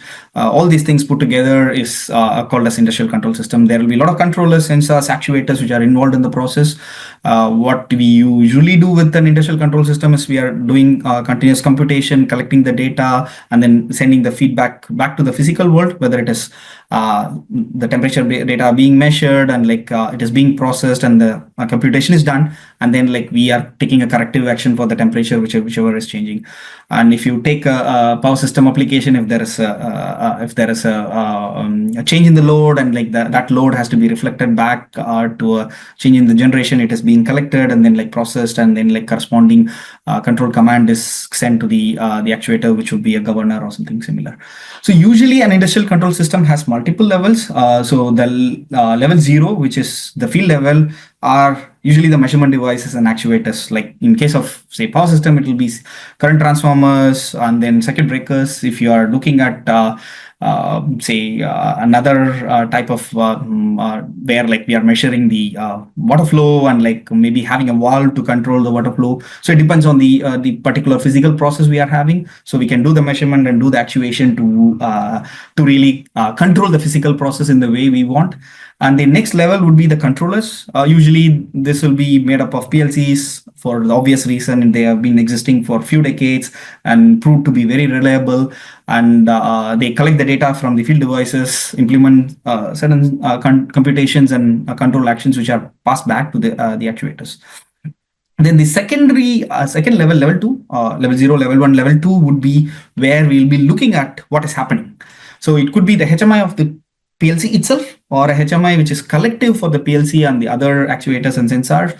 There could be a SCADA system also. Maybe it is communicating to multiple PLCs and then like multiple actuators, and also giving the supervisor a visualization and access for him to do a control and maybe store the data somewhere, like maybe in a historian or something similar to it. Then comes the energy management layer or the process management layer. Again, a secondary level of operation and control where long-term decisions are taken. So that will be at level 3. Then like we might have firewalls at different layers also. Then finally at the enterprise level, where like the bulk data is being stored and then like it is used for business decisions. Most likely there will be a data diode here, which is not allowing data to be going back to the system, to make sure that the control and control operations is only done by authorized people. Okay, so in case of a modern industrial control system, it's pretty straightforward. We have to measure and compare again whatever is our goal. So for example, I want to run a particular motor at say 5,500 RPM. So what is the RPM at which it is rotating? So I'll have a speed sensor which is measuring the RPM, giving the data back to my controller, and it is trying to control my VFD to get the speed onto the required state. So that like maybe my mixer is mixing some chemicals, and like it is controlled in the appropriate speed so that it is not affecting the overall chemical process. Then again, the compare and compute is being done by a controller, and then like whatever corrective actions are the corrective changes to the speed operation. Like for example, there is a sudden drop in the RPM down to say by 10%. So the VFD is instructed to, or like given command to change the operation in such a way that the speed is met. So there are multiple components. Again, this we can equate it to the previous slide. There will be sensors which are measuring the physical parameters, temperature, speed, current, voltage, and then there will be transducers which are transmitting this data to the controllers. Even in case of non-electrical automation systems, the signals are converted into electrical signals. For example, a very standard conversion is 4 to 20 milliamperes transducers. In terms of current.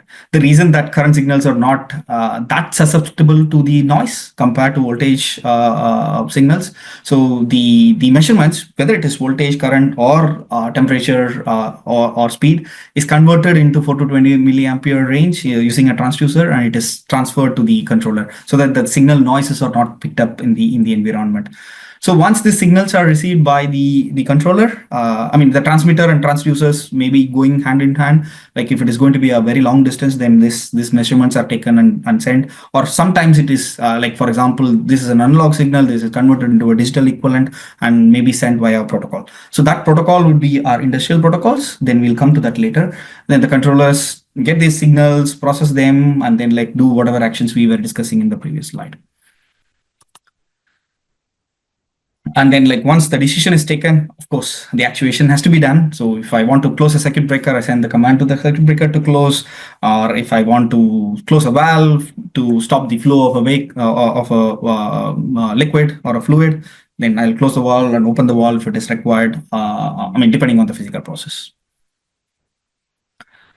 So automation can be categorized into two types: feedback control and sequence control. Sequence control is kind of very common. And again, PLCs are known to execute their instructions in a sequential manner. So it is interesting that even some kind of feedback is also executed using sequence control. They usually measure and do the actuation in a sequence through the ladder logic or similar structured text to achieve the feedback control. So sequence control is very, very critical in case of many industrial automation process, even though feedback, in many cases, feedback control is achieved using sequence control. So PLCs are available for a very long time. So it was introduced in 60s and basically was to replace the control logic which was previously implemented by electromechanical relays. And then the digital equivalent was required, and then PLCs were invented for that purpose. And then it evolved to the stage now they have dual processors, and the processors, we need not even program it using the standard ladder logic or structured text. We can even use higher level programming languages to program PLCs nowadays. So that's a big advantage. I'll be showing one of the practical example, which is kind of I wouldn't call it a real-time control software or a runtime, but something equivalent to it. So it is being used in many industrial processes in place of PLCs, giving the advantage of visual programming as well as real-time operation. So electromechanical, like I mentioned, electromechanical relay pneumatic timers were initially used to implement the control logics, and then later it was replaced by the PLCs. So these are some of the components. You see a contactor, relay, a start-stop button, and a close control with some kind of kind of a resistance, controllable resistance. I'll just go through one of these videos quickly. It's going to just give a very basic operation of. very basic operation of a relay. I just wanted to make sure that people understand what I'm talking. So it has a coil. When you actuate the coil, the contact is going to close, with which we can achieve multiple logic. Like if you see a very simple direct online starter, it also functions based on this one. So usually when we demonstrate a particular relay based operation, this could be a direct online sorter.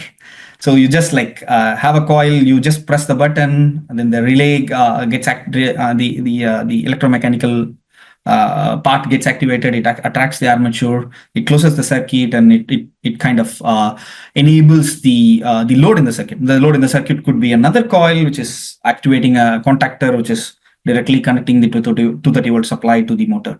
So this is a very simple example of how electromechanical relays were used in automation. So again, this the switch which we show here could be a remote switch as well. So the command is sent from a remote place. The remote need not be like a cloud-based control. It could also be, say, for example, a few hundred meters away.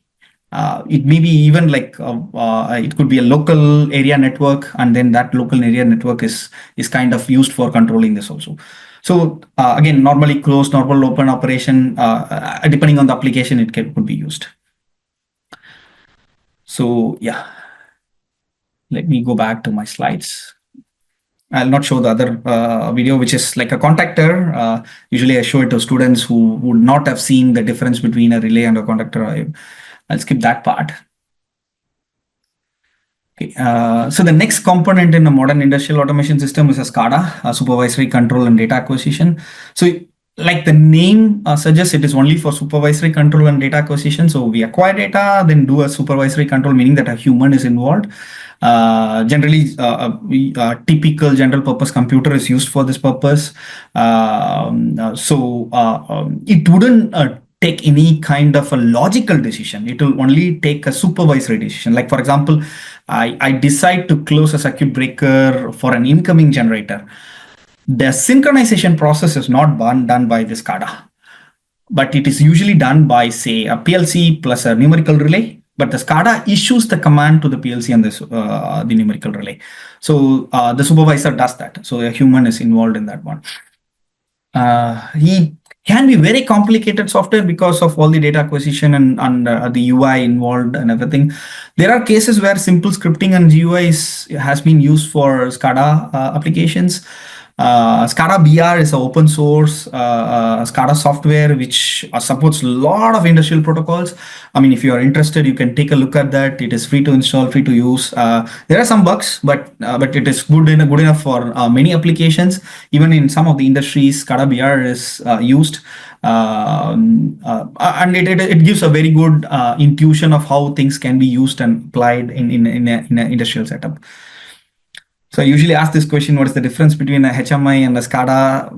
Again, the differences and the overlapping is always there. HMI could be treated as a SCADA because you can issue commands, you can visualize something, but SCADA is more powerful in terms of data acquisition and storing. HMI is purely for the interaction between the human and the machine. So probably you will have an option to give a command, and probably you have an option to see what is happening, but not much of options to store data, like maybe do an analysis later or connect it to a historian or something like that. That is usually not available in HMI, but in case of SCADA, it is available. HMIs are usually done with kind of a local monitoring. SCADA is like done at a very supervisory level. Maybe you can consider HMIs are at level 2, maybe SCADA is at level 3. Sometimes this can also overlap, like SCADA and HMI both are on level 2. And HMI cannot be going beyond level 2, but SCADA can be either located on level 2 or level 3. Okay, what are the challenges in edge to cloud integrations? So I was talking all positive about edge to cloud integration, edge coming into picture, more computation capabilities. But if you see a typical computer, which is a personal computer, we are using laptops, it gets updated every, say, 3 years, 5 years. You don't update your laptop for 5 years, you find that you are totally outdated. A lot of things have changed. But this is not the case in an industrial system. A PLC put in an industry will stay there for 30 years.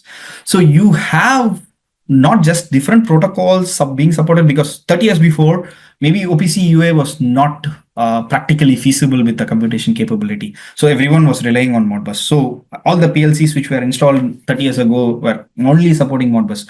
That too not TCP/IP, only serial communication, RS485. Then comes later stages with more powerful computers. Nowadays, even there are PLCs which are based on Raspberry Pis. Raspberry Pis can now kind of have a Windows-based operating system also.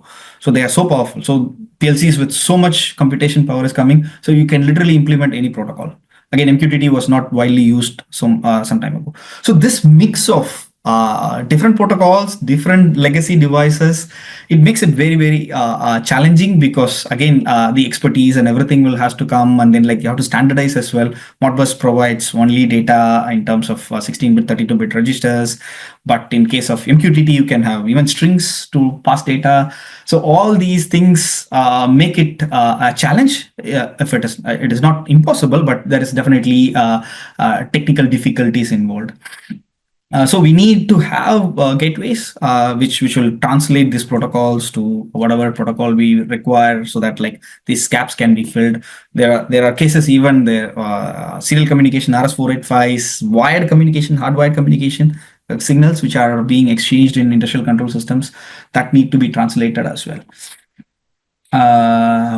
In many cases, latency is not really accepted because of the real-time operation. An example is robotic process. Again, the previous speaker was talking about the medical equipment as well. That these are good examples of where latency is totally unacceptable. And sometimes the bandwidth, we are having so many devices on the network. Is the bandwidth sufficient enough to transfer data for all the devices with the amount of data we are collecting? Sometimes we have to segregate the network in such a way that we can handle data at a different latency for different group of devices and on different protocols. Now, again, going back, if you see, again, the legacy devices may not support such fast communication, and like newer devices may support these communication. So if we have sufficient power in edge computers, and then we can use the processing, just give me a second.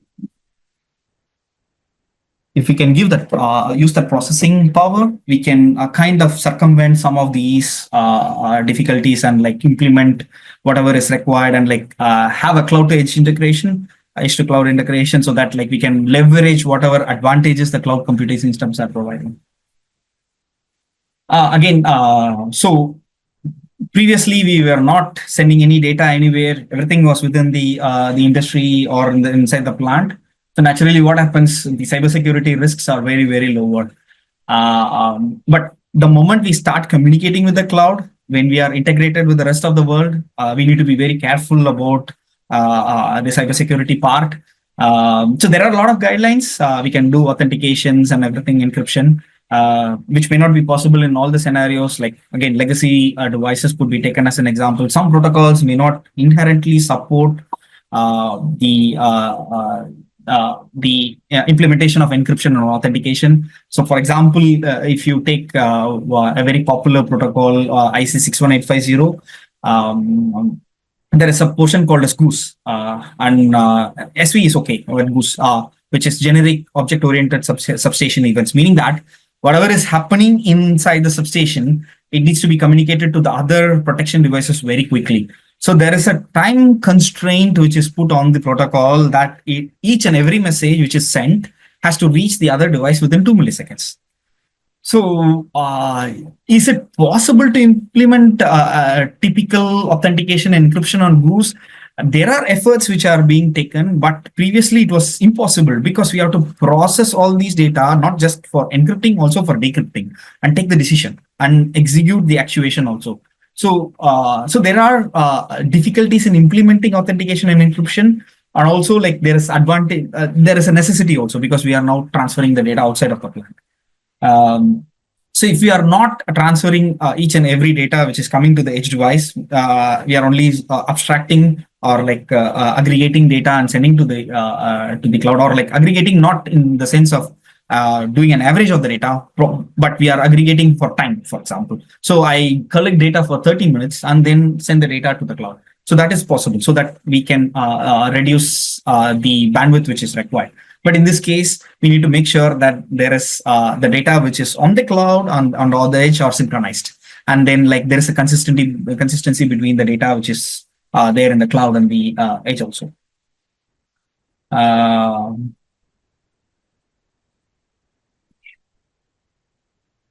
Again, the database can be distributed, but again, there comes difficulties which can be overcome by blockchain. There are again advantages, disadvantages for blockchain implementation. I've known people who did implement a 3-node blockchain-based database security within a very small plant. It is cost effective. They were leveraging on Ethereum-based blockchain to implement that. So it is feasible, and then like because of the again advanced computing capabilities we are having, that is being made possible for us to do that also. So again, this is a sample architecture of a typical ICS, so which was similar to what I shown you previously. There is a physical process which is called as the physical layer. Usually, then there are sensors and actuators. Sensors usually measure the physical process, whether it is flow or current, and then actuators, whether it is circuit breaker or valve, it will be located at level 0. Then there is the control layer, which is usually level 1, and then there are multiple PLCs most likely at this layer. And then it goes to level 2 where the SCADA, HMI, and HMI can also be located on say level 1 also.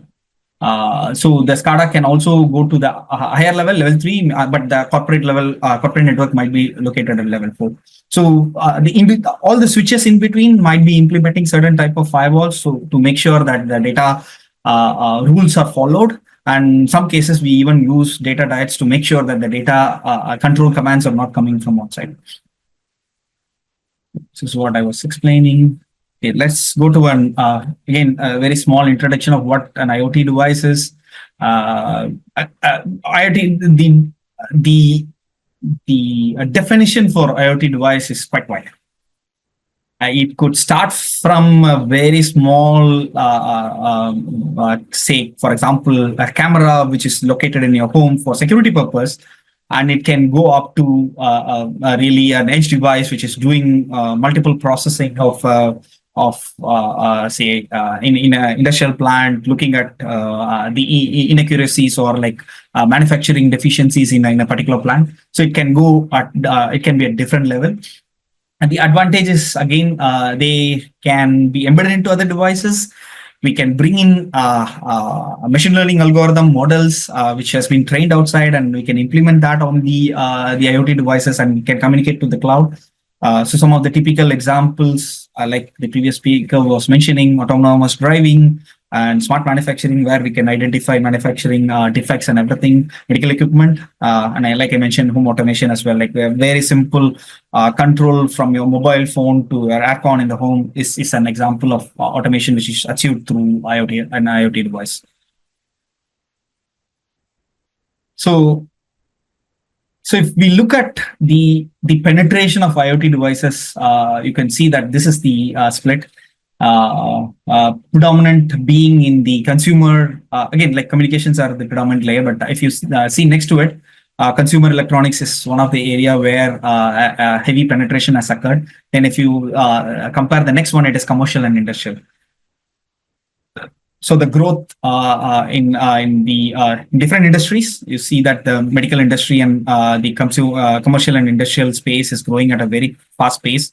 Automotive and consumer electronics is quite natural. Again, like we want assisted driving and like autonomous driving and all those things, which brings a lot of IoT devices into the mix. The connected cars concept as well will actually involve a lot of IoT devices and data exchanges. So I was talking about in the previous 2 slides, commercial, industrial. So when an IoT device is used in an industrial environment, it is called industrial Internet of Things. Again, predominantly used in manufacturing, utilities, transport.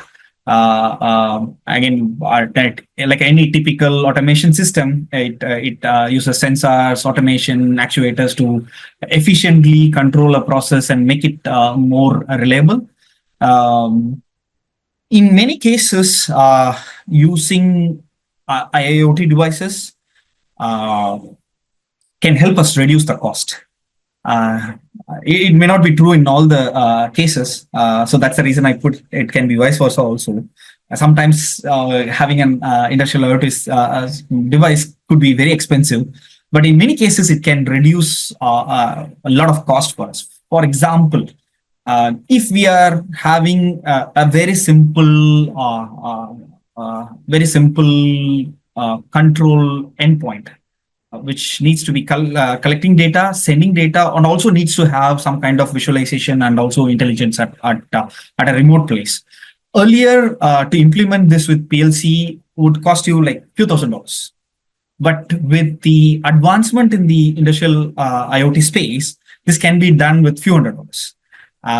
But this may not be applicable in all the cases because of the processing capabilities and like ability to provide you a web interface and everything that is being made possible.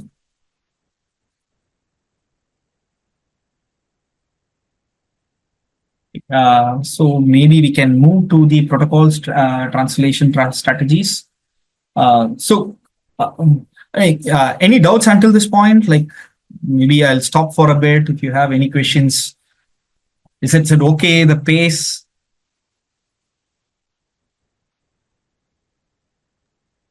I assume because there is no response, everything is okay. I mean, please feel free to stop me if you need any further explanation. Let me go dive into the common industrial protocols. There are many industrial protocols, but I'm just like listing down some of the common protocols. Modbus is very popular. We have a kind of a joke in my previous company that if you know Modbus, if you implement Modbus, you cover 95% of the devices. Even though everyone is talking about all the other protocols being efficient, secured, and everything, till date, Modbus dominates the industrial space. Then comes other protocols. Again, Profibus is another example where real-time communication can be used. And I mean, like, again, it is predominantly preferred in a very high noise industrial environments. Modbus also comes with RS485 serial as well as TCP formats. OPC UA is a little bit modern compared to Modbus and Profibus. Again, OPC UA could be used on the cloud also in place of MQTT. It comes with a lot of interoperability features implemented, and it also comes with data models, and it is also suitable for the implementation in industrial control. Given all these advantages, OPC UA is gaining a lot of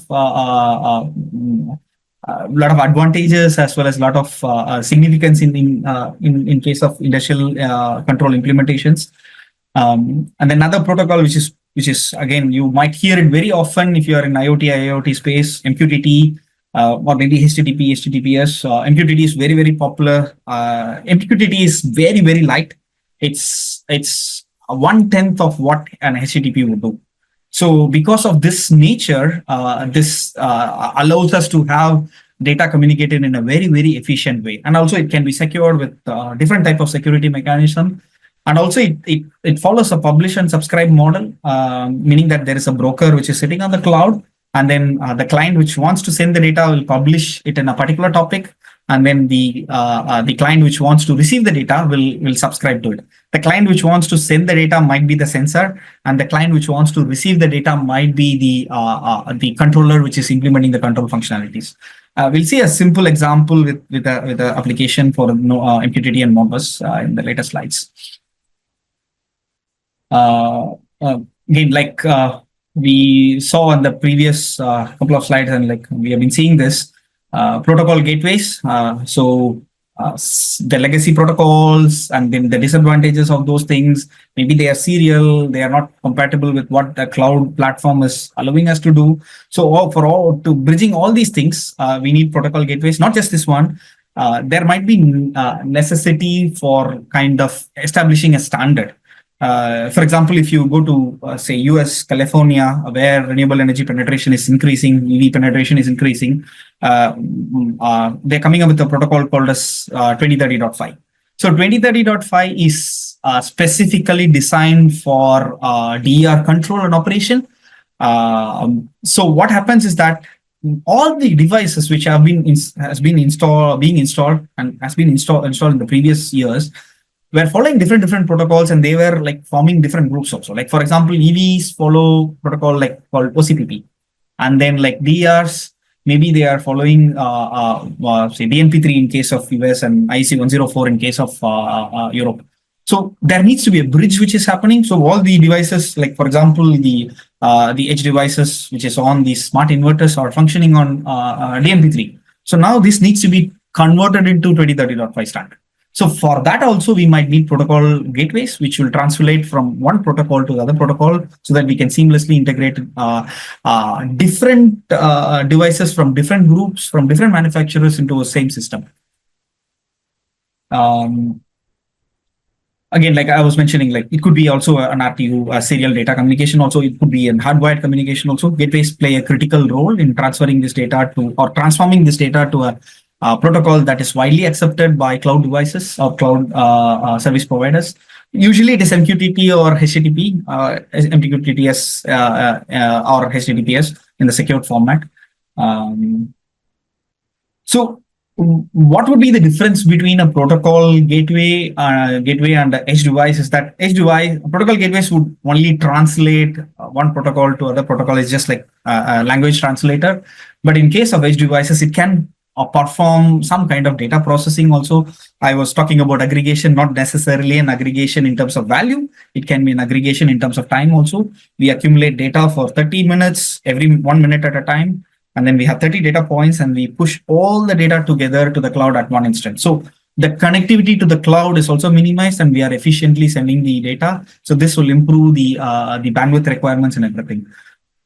In certain cases, it can reduce the latency required. Again, I have a machine learning algorithm that is doing some kind of predictive analysis for me. So I've trained the model in cloud, and I have the model located on the edge device. This is identifying defects for me on a manufacturing plant with the manufactured devices. So with visually implemented camera devices or something like that. So when the data is captured, then the model which is translated, which has been trained in the cloud, needs to quickly take a decision to say whether this model is, this product is defective or not. So for doing that quick processing, and reducing the latency, we need edge devices. So it comes with more computation power. Again, example, I was explaining, it could be an edge device collecting and translating a PLC data for real-time analytics, or it could be just a very simple Modbus to MQTT translation for cloud communication.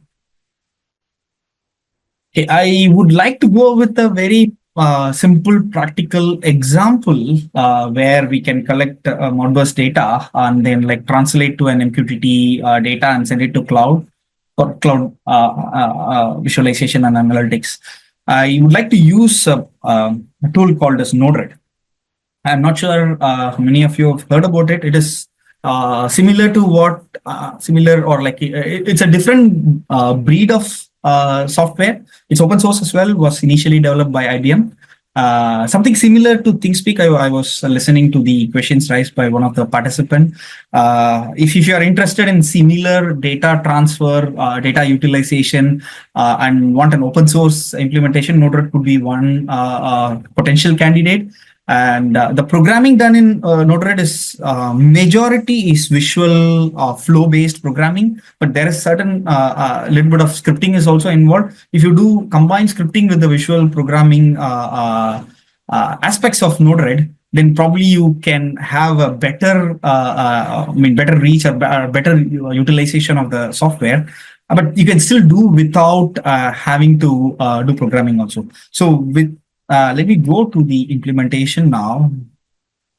So what I've done is I've already installed, I've created a flow ready, but let me go through it one by one. So I'm running WSL, Windows subsystem for Linux. If you have a PC which is with which you have admin rights, you can enable this and you can run an Ubuntu operating system as a subsystem within your Windows itself. This gives you a lot of flexibility in installing some of the softwares. So I already installed it. You can see the step-by-step process in the Node-RED website. So let me start the Node-RED.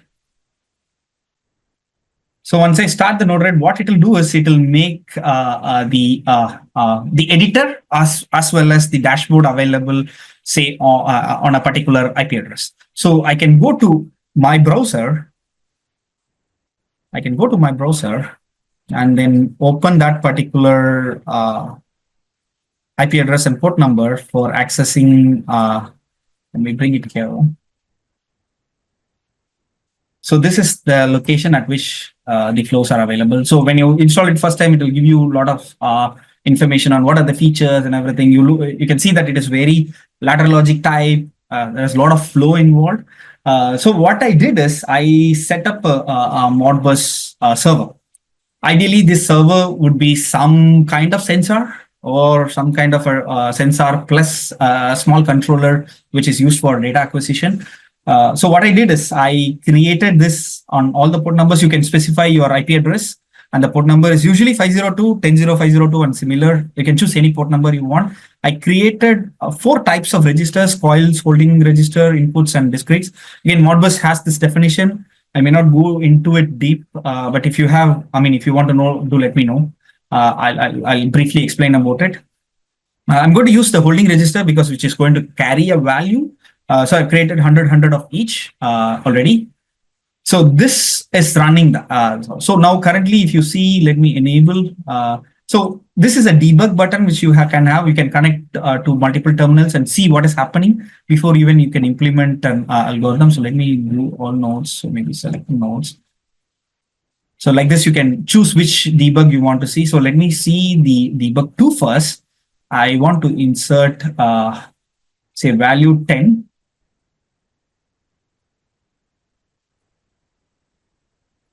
Okay, and this is a Modbus client.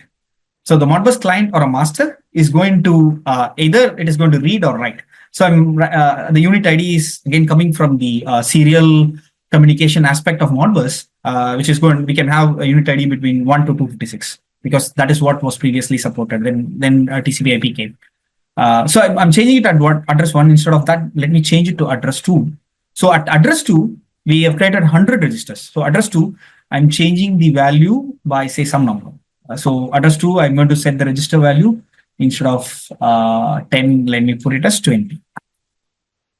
So when I deploy this, again, deploy is updating your whatever changes you have done. So what you will see that the value has been updated to 20. So now what we can do is, this is a client which I'm using to update it, but in a realistic scenario, what will happen is the A to D converter is located somewhere here.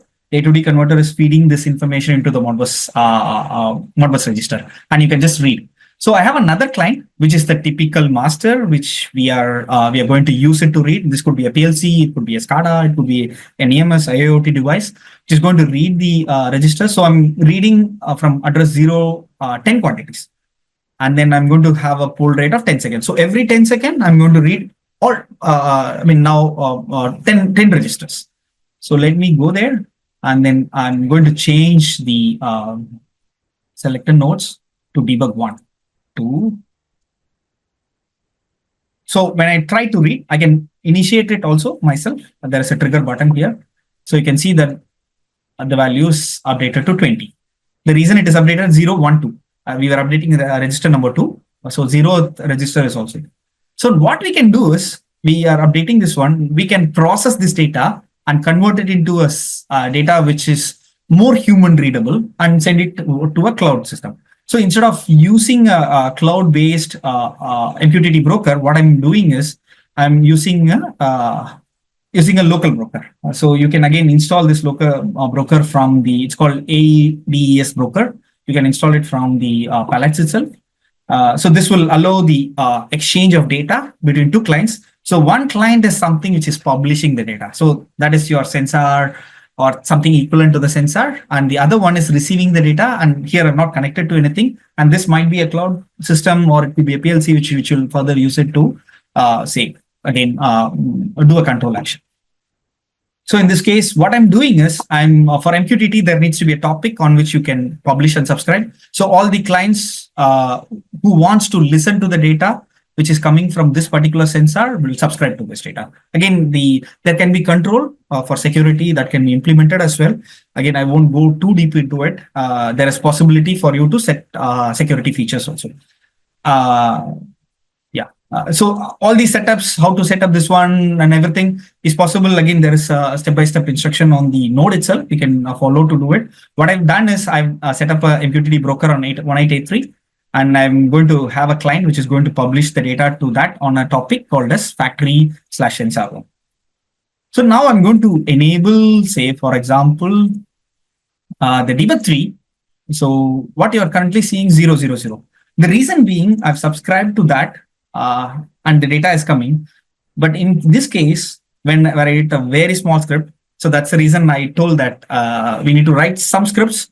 It'll make our life easier, but you can achieve this without scripts also. There's possibility. There are a lot of functions which is available for you to achieve this same thing which I'm trying to do, but script makes it very, very light and easier. So instead of 1, because we are writing to 2, right? So I change this one to 2. So deploy. So you should see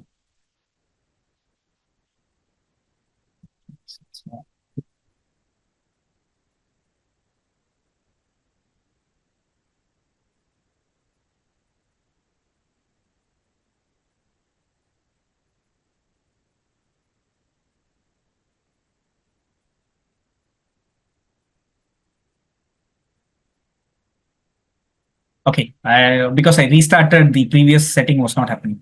So again, like whenever we restart, we can, for example, now I can change to 30. Deploy.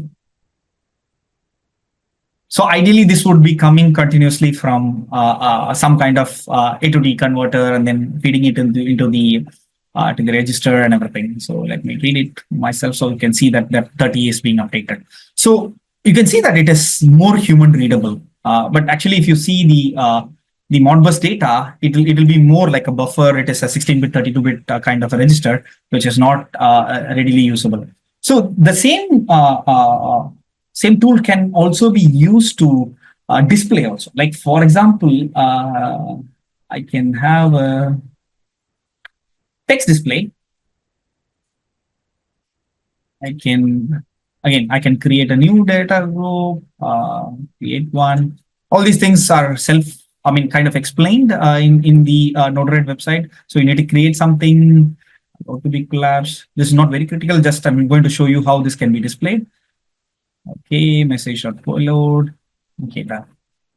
So what I can do is I can directly connect this to this one and deploy. So what I'll be able to see is the moment I draw this one, there is a dashboard option for it. So I can see the dashboard. You can see that the dashboard is having the text. So the moment I inject it, so you can see that the value is updated. So let me update it to 30. Deploy. 30 is updated. So you can see that the value is displayed. Again, you can use this to kind of create a graph also. That is possible as well. So on and so forth. So this translation, once it goes to the cloud, you can use it for your data analytics. So you can insert it into a database and further and so or you can even use it for real-time visualization. So this is a very small example of how you can utilize multiple tools to translate a protocol. I'm just showing it for Modbus to MQTT. You can try to use all different combinations in this case. Yeah. If you have any doubt, please stop me here. If not, then I'll proceed.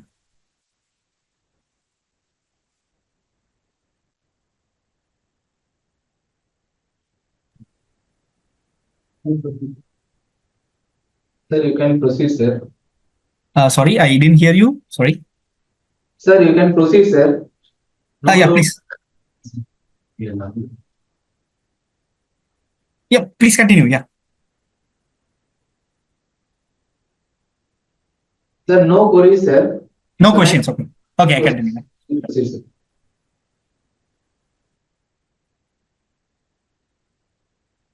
Okay, so this was the practical scenario which I was explaining. We can collect data.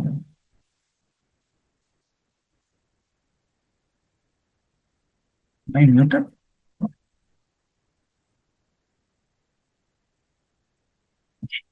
So like I was explaining, there could be multiple other options which you can execute for collecting and processing the data and transferring for visualization and stuff.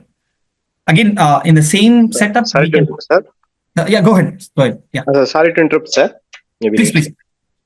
sir, whether these how this bus or what this system is protocol system is close to CAN bus can whether they are more, Canvas is more of a local area because CAN itself stands for control area network, right? So okay, it's for local control and everything. So there are translations for CAN to upstream protocols also. CAN you usually use for real-time control, but not really use it for kind of data analytics or similar kind of applications. Okay. Sure. It's like only for vehicle for the time. Yeah. So within the vehicle, you'll use CAN, but when you want to get it out of the vehicle, you use something else, which is more suitable for kind of internet-oriented applications. Cloud and internet. Okay. So it could be MQTT, it could be HTTP also. HTTP also is reasonably lightweight, but MQTT is 100x lighter. There is also similar, slightly outdated protocols equivalent to MQTT also. That is also, kind of widely used, but MQTT is the dominant player in internet space where IoT comes into picture. Okay, sir. Thank you. Thank you, sir. Thank you. Yeah. So you reminded me something. Okay, let me just go back to that. So I forgot to show you something. So I was talking about security and everything. So when you add you can use TLS. TLS is one form of security which we will be seeing in the later stage. So when you create your broker itself, what you can do is you can create a broker with secured SSL and TLS. So meaning that you can secure your communication also. So that is feasible in the platform as well. So you can try out different combinations, and this is left to your imagination. We even created digital twins using Node-RED also. Maybe I'll start the security again. Okay. So we talked about the advantages and everything. So let us go into the security of ICS. So these are very popular events, particularly in the power and energy sector. Apart from Stuxnet what was on a nuclear power plant.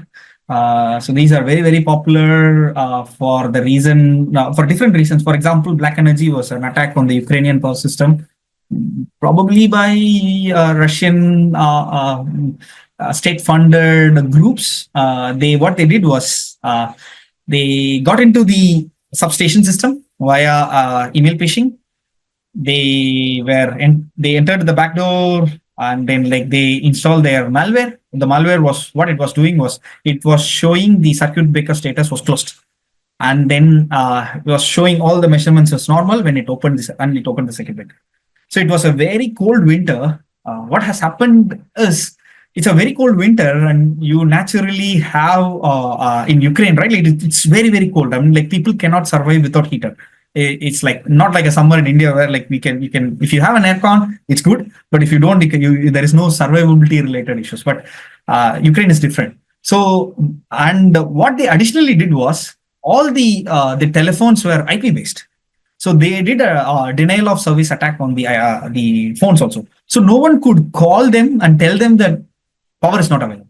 So the substation was totally unaware that the power is not available to 100,000 people. And a lot of old people, hospitals and everything was affected. They eventually found it by accident, that they saw that something was moving and it didn't look normal. And then they investigated that this attack was happening. So this was an isolated substation system. Then imagine this system is connected to internet. A lot of security implications will come into the picture. So it's very, very critical for us to secure all these things. So traditionally, security is by obscurity, meaning that I don't let you know what is happening within my plan, so I'm secure. So you don't know anything about my plan, so obviously you cannot attack my system. So I even have had people who told me that our plans are, guarded with armed guards. We have people carrying guns and protecting our plans. But Stuxnet was on a nuclear power plant in Iran. So the Tarzan or the virus was handed over to someone through a pen drive. So you have a physical barrier protection doesn't mean that the virus cannot get into your system. So appropriate measures has to be taken. There is again, there has to be something called as defense in depth. You just cannot have network-based security. You need to have process-based security, because the attacks can cause really serious harm. In case of Stuxnet, the centrifugal rotators, their shafts were skewed. It was, if they didn't go for the routine maintenance, there could have been a serious catastrophic event happening. So that could be very serious. So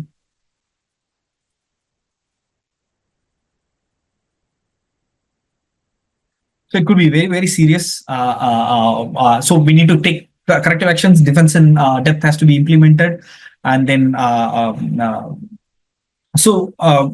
when you come to the security in IT space, I mean, your IT system can go down. Nothing harmful will happen to, say, physical systems or human beings. But in case of a cyber physical system or industrial control system, it can really cause severe harm, like in case of the nuclear power plant, or in case of the black energy attack in Ukraine.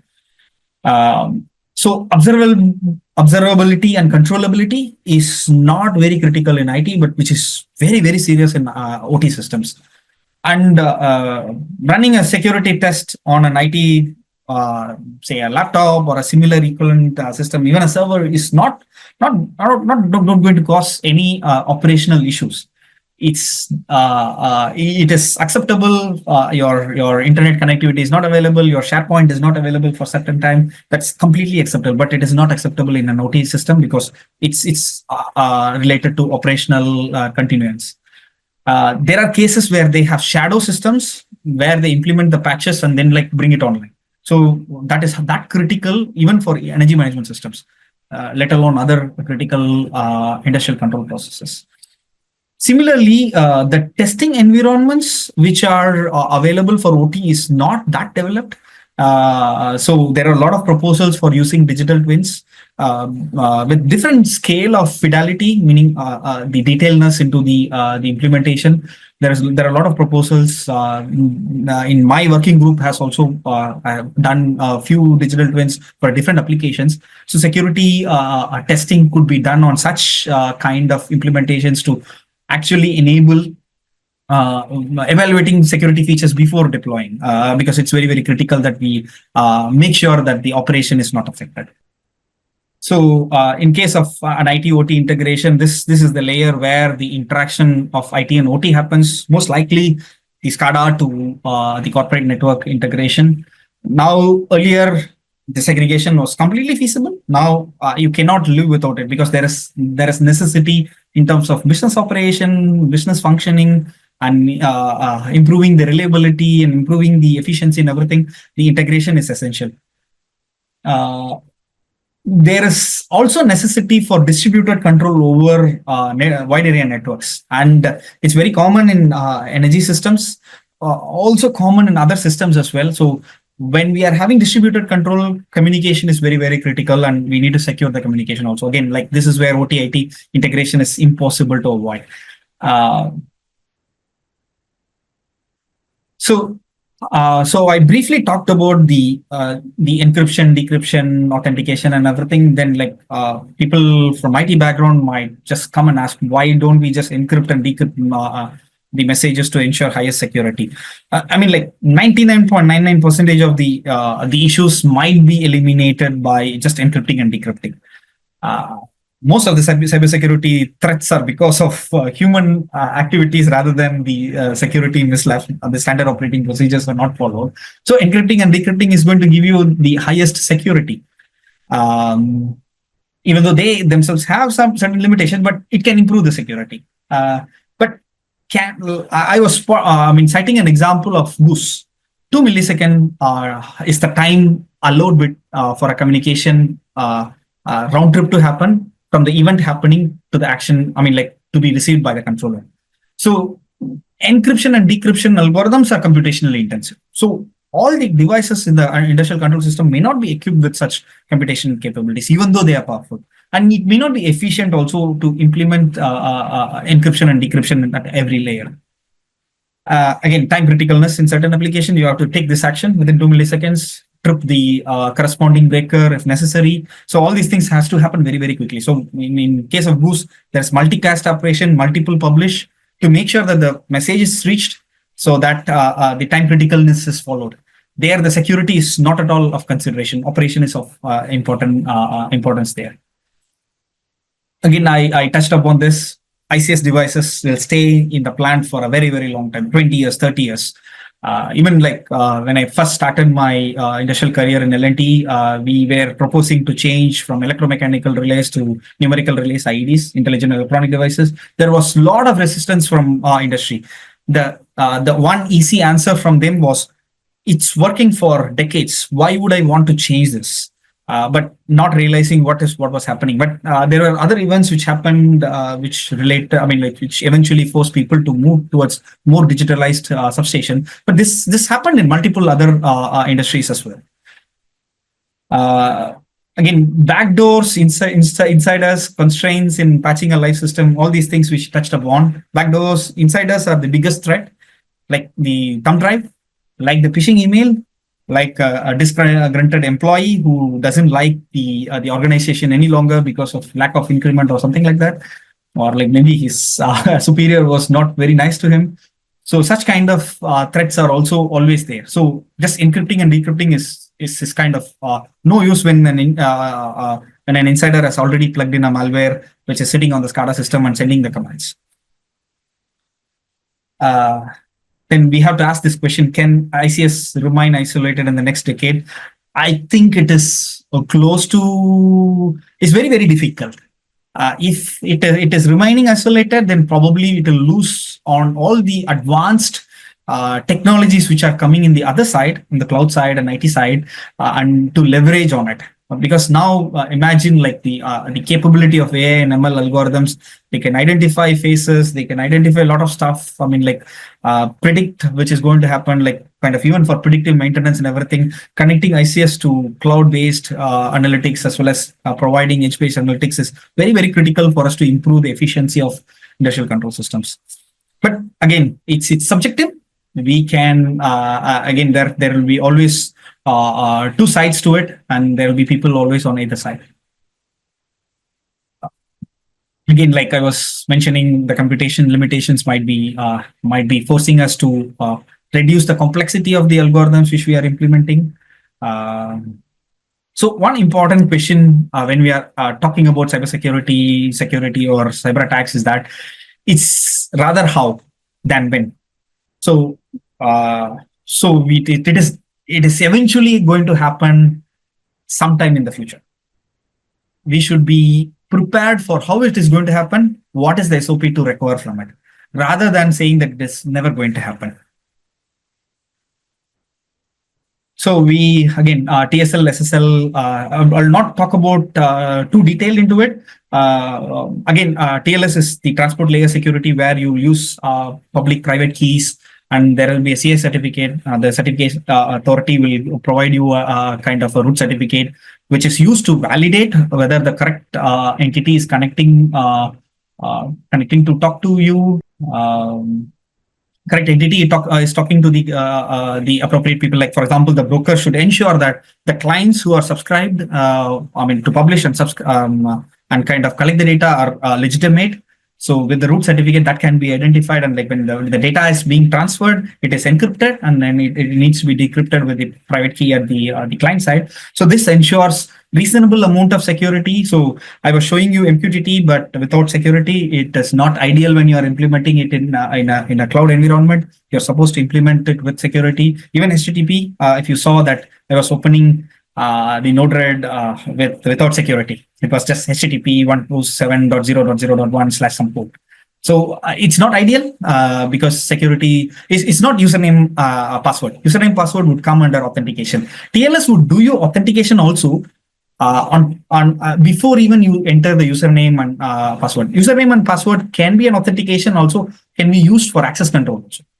Again, this can also be implemented in SSL certificates. There are different methodologies to issue the certificate, manage the key and everything. The X5009 certificate for device authentication is very popular. It is one type of certificate which we can use to authorize the devices. Again, if you go to, say, for example, AWS Cloud, they will by default issue you the certificate for your clients to connect. The broker is available on the cloud, so you can collect the data. Once the data is there, you can use it for multiple other processing. Again, this is very common in even consumer space. We can use multi-factor authentication. It need not be for each and every stages. It could be for maybe a special application which is very critical. There can be multi-layer authentication and multi-factor authentication. It could be like an SMS, OTPs, or it could be like a Google Authenticator or similar equivalent, or an authenticator which is running on the local itself. So with more multi-factor authentication, the layers are the number of layers through which the attacker has to go through will increase. So naturally, the resistance for them to enter into the system is much higher. So this will reduce the number of attacks, or it will improve the security. It will improve the operation. So I've shown some of the cloud service providers. If we optimally use their services, probably I should put Ola as well. Locally grown cloud system. I've never used Ola until this point, but I've used all three. All three of them, they are more or less similar. Just the process is different.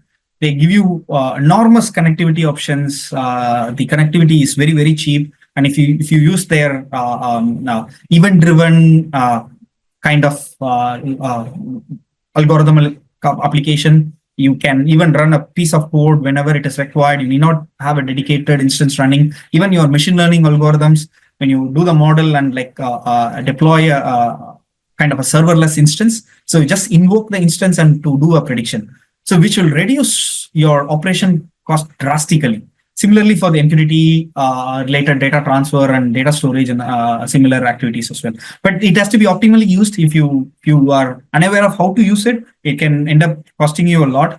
But this can bring down your total operation cost like by 10-20x.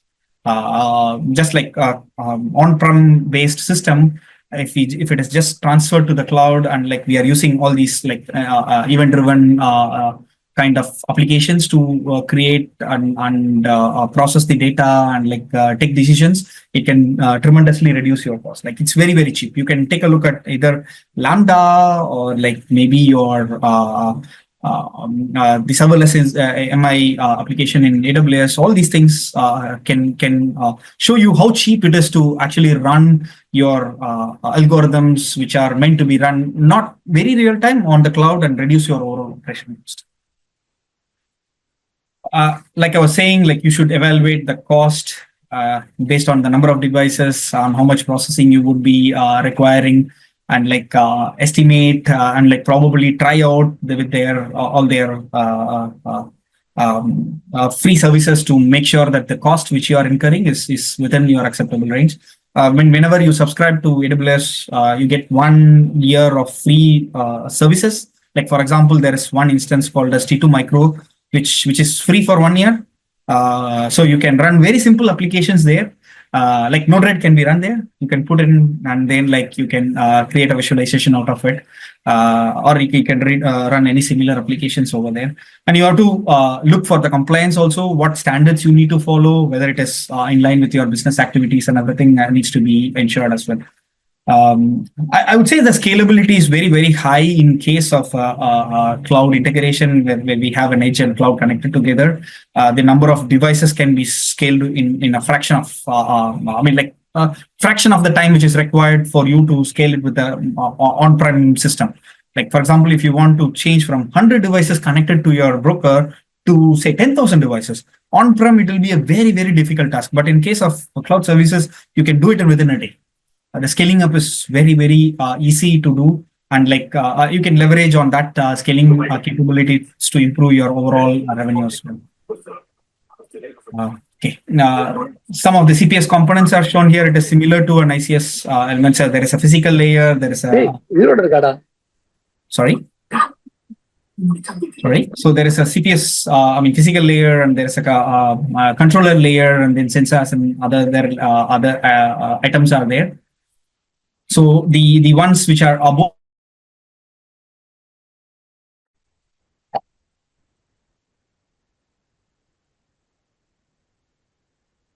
Any reason for muting me? Was it accident? Shall I continue? Yes, sir. By accident, it will be muted, sir. Okay, I'll continue. Sorry. Sorry for the inconvenience. No worries. So, the PLCs might be located on the computation devices. The sensors and a typical PLC is shown here.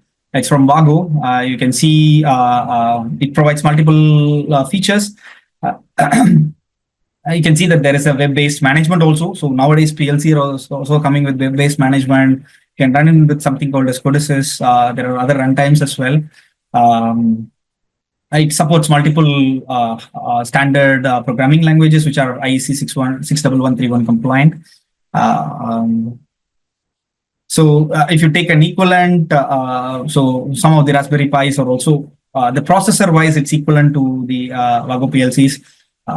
So Node-RED is implemented on a system called as iGrew for a PLC implementation. Again, the processor is from Raspberry Pi. So they take the compute module and integrate it into their system. Definitely the hardware is a little different. Only the computation board is from Raspberry Pi to implement the PLCs also.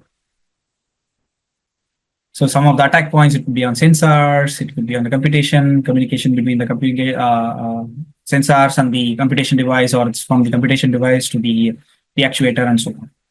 Or malware on the PLC is also possible. So why not implement one unified security at, say, SCADA or EMS? I was giving an explanation to you. Defense in depth is very, very critical, because if you just implement one unified security on the SCADA or EMS, if that is affected, your overall security is gone. So for redundancy and making sure that the security is implemented correctly, we need to make sure that security is implemented at every layer. So again, there are multiple other questions you would ask. Why not have a better controller, better capability? Now the power, the computation power is higher. Again, the answer could be there are other limitations. Maybe the protocols are not very conducive for implementing the security. Maybe the programming languages which are used by the developers or the domain experts are still outdated. Like, for example, when we go to say a PLC, the standard programming languages is IEC 61113. So you only have structured text, instruction lists, ladder logic, function block diagrams. To implement, for example, this is what a structured text will look like. Ladder logic is, functional block diagram will look like. To implement this on, security on this is not very straightforward. Like you would implement with Python or anything equivalent with higher programming languages.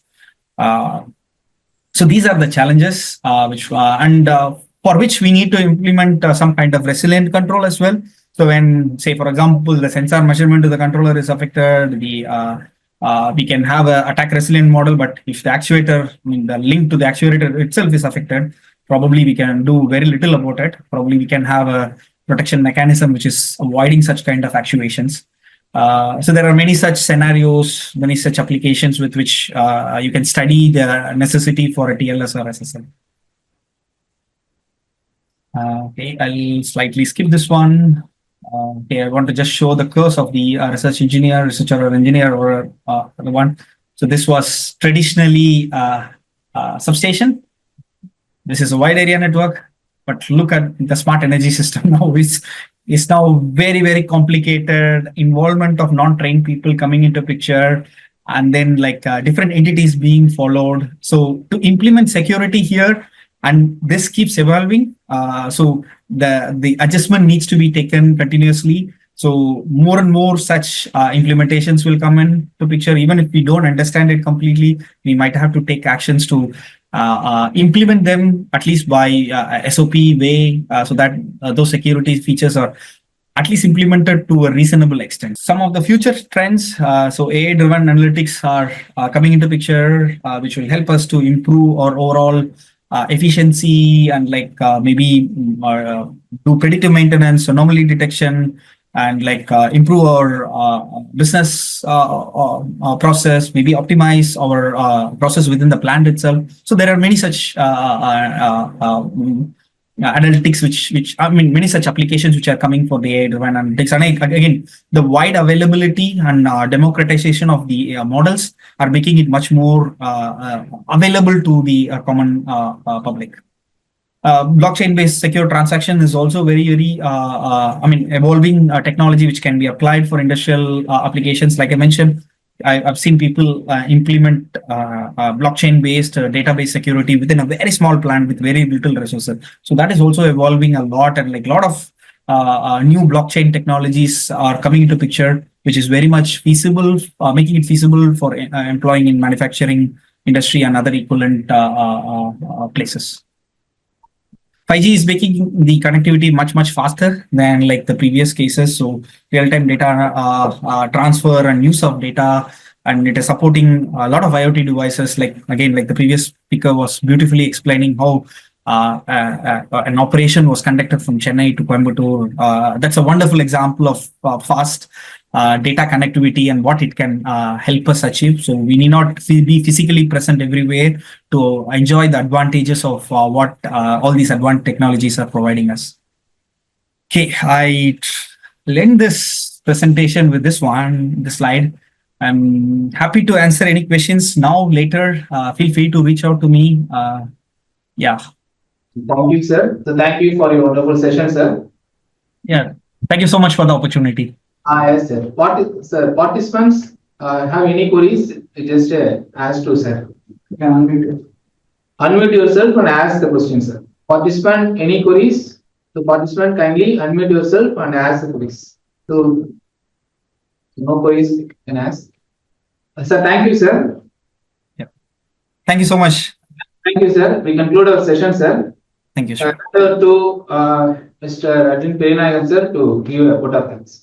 Good evening to all. It is my privilege and honor to deliver the vote of thanks for today's enlightening session on Edge to Cloud Integration for Industrial Protocol Translation and Secure Communication Strategies, presented by Dr. N.K. Kandaswamy.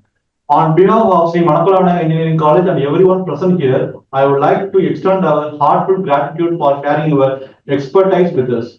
Your detailed discussion on the importance of Edge to Cloud integration provided a strong foundation for understanding its critical role in modern industrial automation.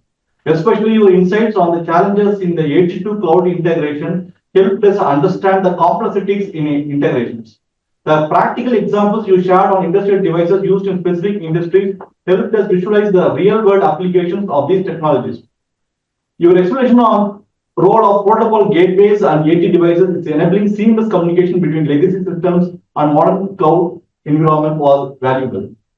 And most importantly, the live demonstration of Node-RED was highlight of today's session. Your step-by-step explanations of building flows for industrial protocol translations and implementing secure communication strategies truly showcase how this tool simplifies the complex world of industrial automation. You have left us not only with better understanding of the subject, but also with a sense of motivation to explore these technologies further in our project and research. I would also thank the organizers for making the session possible and all participants for their enthusiastic involvement, which added immense value to today's session. Once again, I thank you for your effort, time, and invaluable contribution. We hope to have more opportunities to learn from you, sir, in future. I also thank all the participants for the patient listening. Thank you so much, sir. Thank you, sir. Hi, sorry, I was unable to unmute. Thank you so much for the opportunity. I really enjoyed. I mean, again, always more interactions will help us to dwell deeper into the technologies. It's quite wide. I'm happy to be part of the program. Thank you for having me in the program. Thank you, sir. Thank you. Bye bye. Sir, dear participants, tomorrow, day 5, the session 9 will starts at 6 p.m. and day 6, Saturday, session will starts from 2 p.m. So tomorrow we'll see at time 6 p.m. Thank you all.